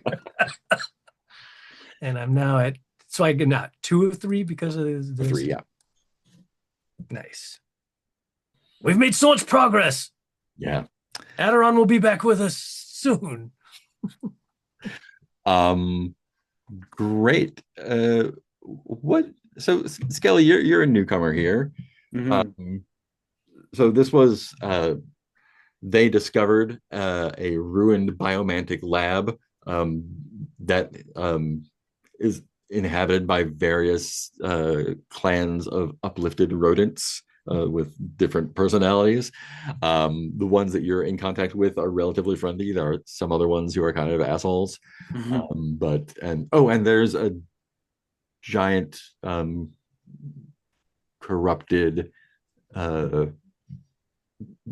We might not mention that. yeah, there's something bad in the basement. There's a bad thing in the basement, but it's fine for now. Everything's totally cool there.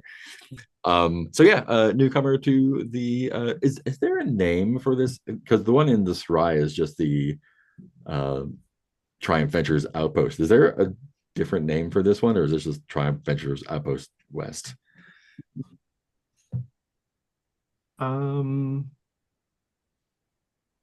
I think we might just call it the Restful Pines. The Restful Pines. Cool. Yeah. As opposed to the lurid pines. Yeah. Are there actual pines? Yes, there are. That's the lurid ones, in fact. Oh, Those are the ones they have they've been magically engineered slash corrupted to have these nodules that shoot heat rays at people who are attacking them. okay. Yeah. Thus the comment about Yeah. the trees don't play nice. Yeah, and not a lot of wildlife around because of that. Yeah, so Skelly, anything in particular you'd like to do or explore or talk with folks, study? Yeah, yeah. Yeah, I mean, I'm interested in studying this power from the sun. I think I'm gonna work on that. I like the idea of a moss vest. That seems very appropriate to the yeah, to the aesthetic. fantastic. Yeah, Give me a D20 roll plus your thought, which I think is one just there. one. Yeah. Let's see what I got here. Boop. 12 13. on the nose, that'll do it. Yeah, so that'll be Cool. 1 out of 3 for that. Nice. Yeah, and so you're probably working with Aldenegger with this. Hmm. Um,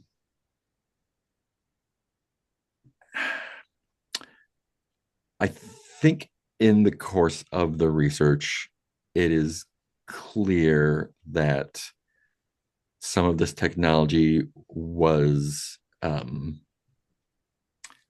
scavenged isn't the right word. Um, some of this knowledge was acquired through study of Vomish mutations.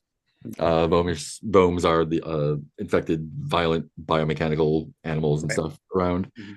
Um, but it's been. I think right now, like the stuff you're learning from is theory. This is stuff we've seen in the wild. Definitely could happen. We're working on a technique to do it. Mhm. All Um, right. yeah. Aldenegra is. Do you have anything you'd like to do this week? Yes, so she's going to be training botany in parallel with what Triskeli is doing. Right, right. Cool. Also going to be a thought roll. Yep. So you want to get Oh, Ooh, a 20. okay. That will Do get it you some again. botany. And it explodes. Oh, and it Ooh, does explode, yeah. yeah. That is And a so that's 32. Okay, so actually 33 because she has +1. 33, great. So you get one success Yeah. and a full another trait, which um, you are full up on. So that will give you a burden. Um, and I think, yeah, clearly because of the nature of um, the research, I think the trait is going to be Vomish engineering. Oh, wow. Okay. Oh, wow. Oops. Do that. Like it or not, it's a burden Okay. to know Vomish engineering. It is. And I think if you no, yeah, that's a thing. So, yeah, great. She will abandon Holy Diver. Okay. She was What's learning that from Aderon, and oh, just kind of letting that one go. I think let me well actually I'll take the trait right at the moment, and then if I need to adjust, I will. Yeah. Vomish, Polish engineering. engineering. She is learning so many interesting things. It's I funny know. because in the Well, field she could not improve her botany at all, but here things are just amazing. She'd probably settle here for life.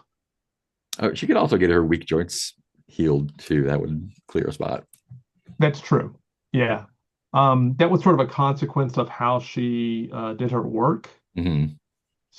So, uh,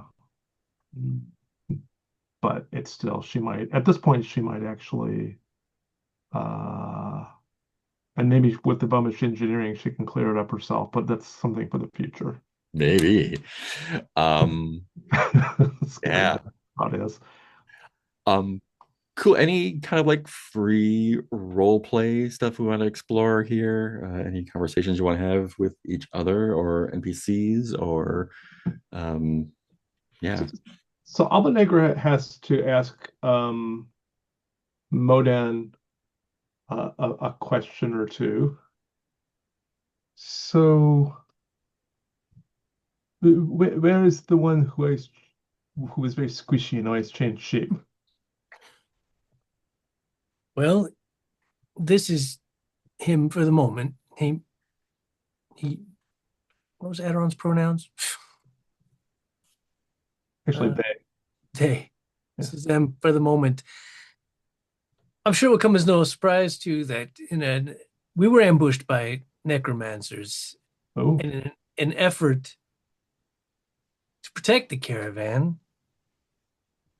Out of character, we know what Aderon did, right? Like we It was know that. pretty clear, yeah, that what Aderon did was channel the power of the Builder, ignored right? tower, and so for our newcomers, the ignored tower stands over the death-facing passage, which is a dangerous route because if you look at the tower, you die and disintegrate. It just evaporates you. Um, so Aderon is mentally connected with the power inside that tower, which does that, and decide to channel that power to disintegrate some necromancers um, and themselves. And I think because you've seen the tower, it's pretty clear. Like it's the same vibe. What happened? I think it's pretty clear to anyone who, And we knew that Aderon had like a connection, yeah, and you've talked about it before. yeah, So. with that tower. So yeah, I had explained that we're pretty sure that Aderon, to save the caravan, channeled the power of that tower and it pretty much destroyed them. Luckily, this crystal survived, which we have come to find out. Somewhere originally, Aderon was a copy of a satrap named 231 Pocket. Wait, is that right? Mm-hmm. Which is a whole other thing. So that's why I'm working so hard to try to reintegrate this crystal so that hopefully Aderon can have some kind of sentience again in this world, and we can figure out what's the next steps they would like to take. so you're telling me that very simple-minded person was connected to the dangerous death-facing tower? Yes, and in fact had conversations with the ultra within in the noosphere. Hmm.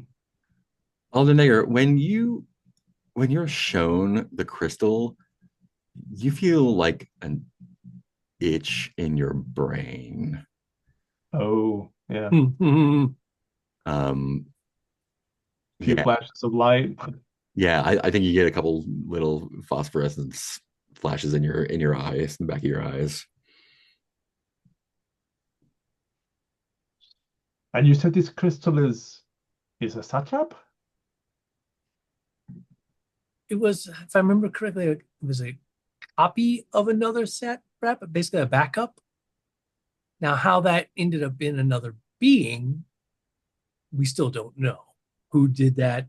how that came to be. Hmm. It should have only been a backup.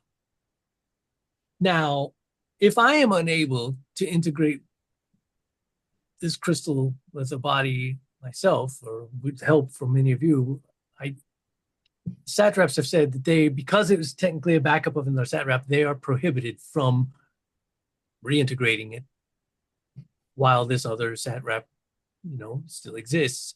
But I have a philosophical argument to make to the satrap embassy that I think this is a unique case in that we don't know how it came about, but it did. That's at this point moot. What we do know is at this point, this being and that original satrap are two completely separate beings with separate personalities and memories and experiences. I would argue they are no longer the same, and therefore there is no ethical dilemma with reintegrating this being who deserves to be reintegrated.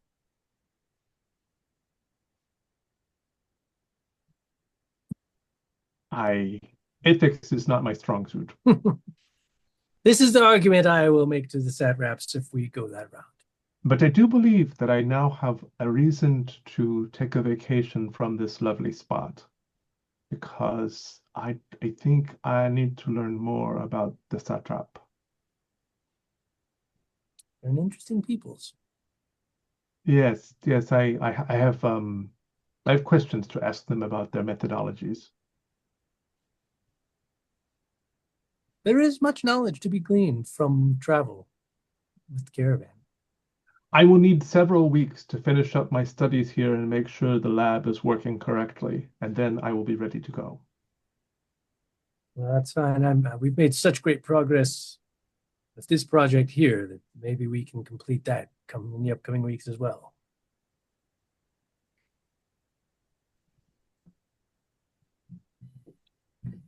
Were you folks having this conversation privately or not?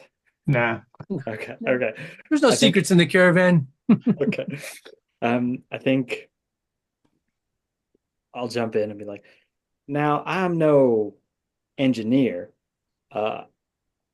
However, I am well read in necromancy, and what you described doesn't seem so different from what I've read. Again, purely theoretical for the most part. I have not transferred a spirit nor raised a corpse. I have only my own experience as one such to fall back on. However, there might be some knowledge that I have gleaned that could potentially help your friend. We are open to all avenues. I mean, we're already delving into the avenues of the mechanical, the biomechanical, the magical, the philosophical. Now, I think necromancy falls. There's Venn diagrams happening here. like you have, from what I understand, is you have mainly been looking at how to physically connect your crystal doodad to somebody. Perhaps we don't even need that. Perhaps one could just pull out said spirit and push in to the other thing without them being physically connected. But what kind of body would that be? Presumably one, if we're talking necromancy, presumably it would have to be one that was alive at some point. I suppose we could stick his spirit inside a dead tree. That would be interesting. I have a possible idea.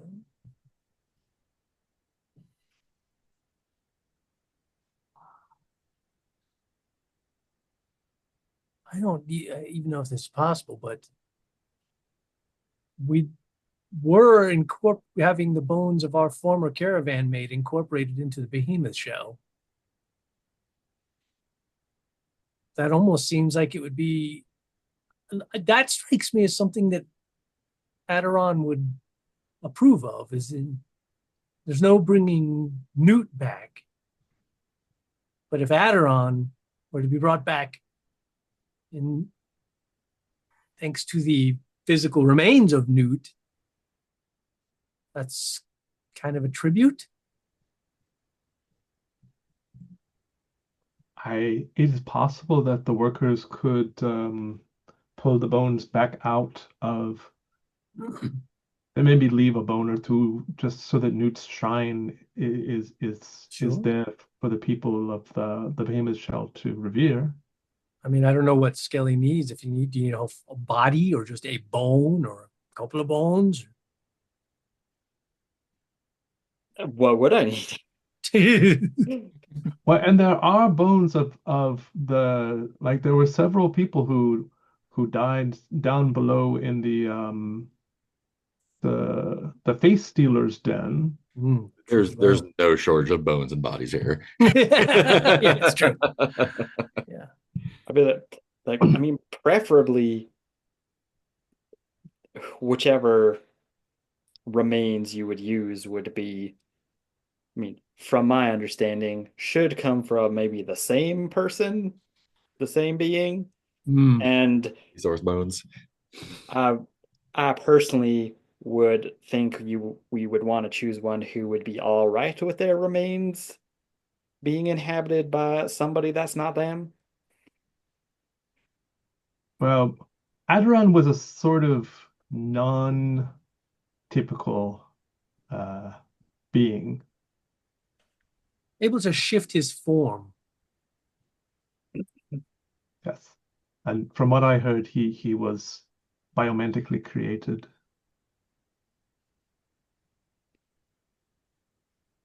I mean, I'm willing to try. Which again, you know, is why whatever we're doing now is possibly just a temporary measure, so that If you, Aderon then has a voice in any future measures. if you pull the spirit out of the crystal, can you put it back in the crystal? Theoretically, maybe.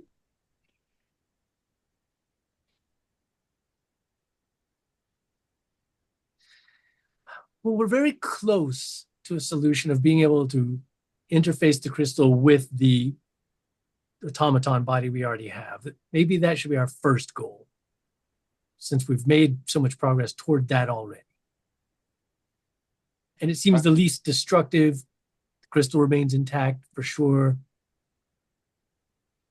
But we have many other roads to propose if we can get this far. I mean, if my knowledge can help with that in any way, anyway, I'm willing to offer it. Our breadth of knowledge between us all will be a boon for sure. I wonder, can you carve a bone container?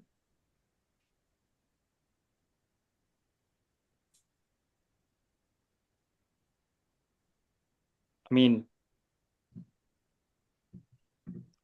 you're speaking metaphysically, not literally. Like, yes, I can carve a container made out of bone, but No, I was speaking physically. Can you make a container out of bone and use your bone magic to interface with the crystal?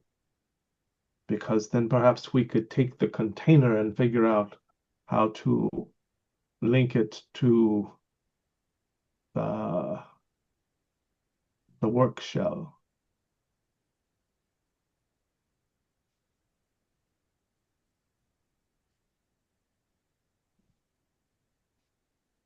like just literally a bone box.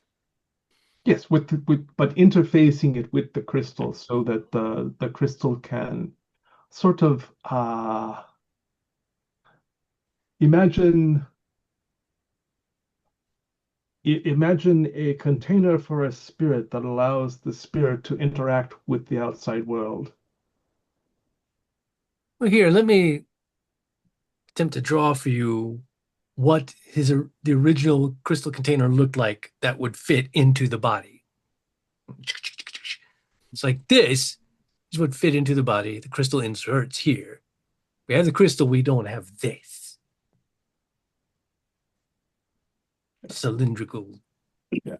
And Aderon had been working on creating a slightly different form of core. So I mean, I could make one. Whether or not it would work is the whole other mystery. One of the many. That feels like a good place as any to break. too much weird science. Yeah, Yeah. right. Exactly. We get a life board game, a Barbie doll, some wires, and some alligator clips. Yeah, operation game. That's what you want. The operation game, yeah. So we're gonna make some sort of amalgam of necrobiomechanical Yeah. thing. The best of all worlds. Yeah, yeah. And Adiron, if they come back, Adiron will be like, "Wow, look at that sexy car over there." Because suddenly Bones will be appealing. Maybe we should just use your Put a magic to spirit put in Walker, yeah. just put Otteron into the corrupted autofac. Oh, geez. I thought about that. I mean, that is definitely a possibility. Yeah. I think we would tell Skelly, you need to know what's in the base. Don't do it. Don't do it. Don't tell him. We don't keep track. He's got to know what's in the basement. It's bad. No, because Adiron already was not telling like some of the people in the caravan because Adiron, who's normally trusting of everybody, does not trust certain people with certain knowledge. And Albanegro would also be like, so part of the problem, Modan, is that it's not just Skelly, it's the more people who know that we have a monster in the basement, the more likely somebody is to try and come and take it from us. And remember, we know that there's a group who is already looking for it. It's true. Yep. We do not like. I'm not saying that we can never tell Skelly. I'm just saying let's give it a little bit of time because the monster's pretty scary. It's big bad. It's bad. It's bad. Cool. I think everyone's gonna get 400 XP for your travels and troubles. So go ahead and throw those wherever you like. One of the fun things about the system is that you as a player have experience, not your character. So you can use your experience to level up your character. You can also throw it into an item or a follower or something and give them traits and stuff. Yeah, like I leveled up my horse just once to give a couple of traits to it, and then I know Adron was working on making a yeah. What do you call it? The what item? They have a name for it. The hallmark item, I think it is. Hallmark item. Yeah, you could have like a signature item, basically. Yeah. Right. A few levels for starters is pretty good. Great. Let's just do stars of wishes then, and we'll go left to right, starting with Heath. Yeah, stars to Skelly. Skelly's a lot of fun, and no shortage. Just fits in perfect. There's so much just weird shit in the grasslands that it's great to just we got like a werebear, a skeleton person, a werehuman. We had a shapeshifter when Adderall was around. We had a trap ultra and a crystal. Things we so many brain like, crystals. Yeah, adding a skeleton man is just perfect. I love it. Also, Negra is doing a lot of heavy lifting. That's great. Yeah, just so much going on. It's all good. One of the things that we've said about this game many times is like there's just never any shortage of things to pursue. Like at any given moment, we're like, which one of these 10 cool things do we want to follow up on and pursue? And then inevitably we'll be on the way to that, and we'll make several more discoveries. Oh, and we'll spend the whole episode here at this thing we discovered now. We didn't even get to the thing we were going to. So yeah, and then as I said before, Teal is always just brilliant at finding paths and interesting things, which is really helpful because I know there's so many times when at times, not that I'm always stuck, but when you do feel stuck, it's just nice because somebody else's brain is working and thinks of like, oh, some other interesting thing. Yeah, thought this. What if we try doing this with that? And like, oh, cool, let's do that. So yeah, just again finding myself in the great position of like, well, so many ways we could go, all very interesting. Wishes. Be nice to, I mean, not that the Aderon thing necessarily can be resolved. It's always going to be ongoing, but it would be good to get to a first step in the whatever the next path is, just so that that's not like hanging over us. Mhm. Just because, as I mentioned last time, I feel like everybody, Modan in particular, but I think everybody shares it. This like sense of urgency of like, first things first, we got to help Aderon. We can't, just be like, oh well, our friend's a crystal now. Anyway, let's go see this other thing. Got business to do. Yeah, yeah, we gotta trade some goods now. Oh yeah, we got a friend who's a crystal. Um, more from I'm always a big fan of Otokar. I'd like to get him more involved again. I still have not really fully grokked friends/pets. Still finding it hard to. That's why I haven't put any more XP into pets yet because I'm like, they never. I'm glad I did because that's what gave Bashika my danger sense thing that I made up, which has been handy. Basically, when I leveled up my beetle horse and I gave them forager so they can help forage for food that helps sometimes, and danger sense where they get an extra D6 when rolling a misfortune roll. But another point, I took friends, which allows me to have like up to my level in friends, like 5 friends, and I have a couple now, but I don't ever use them or do anything with them. A couple of the NPCs are my friends, and I'm still always exploring what does that mean exactly. And it also means that you can put XP into them as well. Oh, right. Yeah. But then that's where it gets mushy for me because Teal made a second character. Mm-hmm. But I know me and Mark have talked like that's not necessarily what Friends is. It's not actually taking on. I mean, you could be if I wanted to, but I'm trying to figure out how that would work if I don't want to run a full second character. Right. But I put XP into them. It's the same as the horse, basically. Like you can give them more. Go like they get a thing. Yeah. Yeah. So yeah, it's still just a thing that I'm still trying to wrap my brain around and find usefulness out of. Not as a big deal because I'm a skill collector apparently.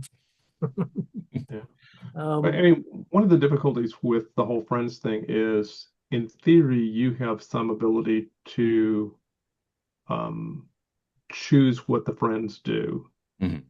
Like you have agency right. over their choices, and that's cool, but it's sort of like, where do you find a comfortable spot that's not just taking the character over, which is what I did with Alba Negra. Yeah, exactly. And then like, because I know a couple of times when we've been like, Moon Witch, what can they do? And like even Mark's like, what can they do? I'm like, I don't know. Moon Witch. And I think, Keith, you probably, even if you don't want to run the character fully, you probably need to maybe sketch out your friends more so that you know what tools you have. Like if you think of them as a toolkit, Yeah. you don't have to use the tools all the time, but hey, I've got a Moon Witch, and maybe she has the ability to put everybody to sleep or something.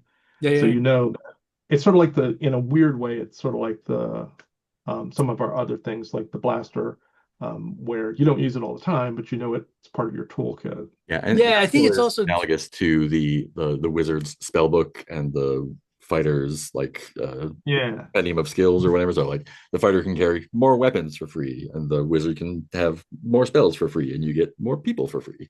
Right. Yeah. More people that you have some agency over instead of like Ottakar, and of course we don't want agency over Ottakar because we love Ottakar, but Ottakar is definitely an NPC. Yeah, it's just weird trying to figure out the difference between them. And also part of that's being that this system is so different as well, as opposed to like, if it were like D&D, you could be like, oh, well, she's a moon witch, so she has these level 2 spells. We can make her detect invisibility or whatever. But in But this, I'm like, moon witch, what does that even mean? Is that a class? Can I look it up in a book? And do Nope. I just make shit up and go like, you make shit she up. You make shit We up, know Pete. everything there is to know about moon witches, which is Yeah, which I'm learning because I mean, like, same with like my Tinkerer skill. I just made that up. I was like, I want to be able to like basically. Here's kind of what I want to be able to do: bio magic chick tinker. There we go.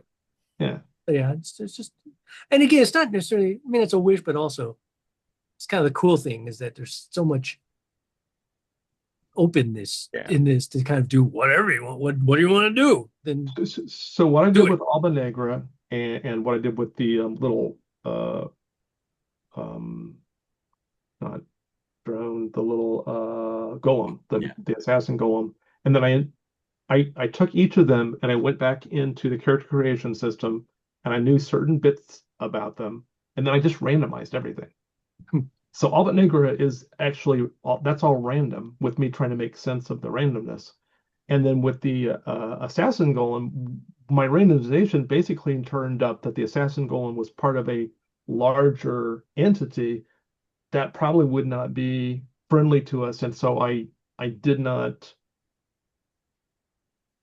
I didn't pursue that as an additional friend or whatever, Yeah, yeah. and basically turned it over to Mark as potential trouble. Eh. Um, but so I mean I don't know if you have any interest in the Moon Witch or if you have any interest in the animal groomer, but a way to make sense of them is just go and randomize or even randomize using some other game system. That's Yeah. well, I mean, I mean, when I generated my own character, I Yeah, think my own character was completely random generated. yeah, And same with like I made sense. I was like, he's a legume farmer. All right, he's really into beans. yeah. Let's go. Because the thing is, the game just gives us a few handles to hold on to, but it doesn't give us enough detail to actually like we have to make some sorts of choices. Yeah. And this will be Yeah. Triskele too, is you'll have to shape what things look like. Yeah, and I know like early on, when I was totally new to the system, my first couple of traits I took were like, oh, I took this trait from the fighter tree. Yeah. And then later I started branching out, just being like, I want to be able to do this, and I'm gonna call it that. Yeah. Cool. Teal, Stars and Wishes. Yeah, stars all around as usual. I'm very impressed by Modan's um, uh, dedicated pursuit for Aderon's well-being, which I really appreciate. And also, you're doing a really good job of doing it too. And I think so. I think Triskele is really interesting, and I'm glad you made the trade for the because that's how you get involved in the game, and that's how it starts. Basically taking us and making us want more. Um, and jumping in when Albanegra and Modem were talking about Aderon was good too, because you're throwing in new creative energy into the process and stuff if you enjoy that. So I really liked that. Obviously, Mark, great stuff. I'm curious to see if there's any other interesting stuff to learn about the uh, brain, the The Reclaimer. re Rebuilder. Rebuilder, yeah. rebuilder. There we Rebuilder. go. Yeah, I just couldn't think of builder. But the rebuilder, because as long as Aderon's in the rebuilder's presence, Aderon's gonna try to, yeah, basically. I'm starting to learn more. Like I'm getting a better idea, so that's good. And just I love this game, and I love this cast of characters, and I love Mark as the cat and stuff. It's working out really well. Um, as far as wishes go, um, I want to see more how Skelly sort of evolves, see where you take your character. I like that you like I know Alba Negra threw you off when she's like, have plants in your body. You're like, what? But you ended up with a really good, and I think Keith had something to do with that, which is like a really good, um, like incorporating some of the idea, but doing it in a way that's comfortable for you. Well, I And know because yeah, right when he was first started, he mentioned that I guess there was like a trait he could have had Mhm. called only bones or right, whatever, right, where he wouldn't need food. Yeah. yeah, So that made me think like, oh, well, here's kind of a roundabout way you could get to that if you wanted to get that trait yeah, now through a different way. right. One thing,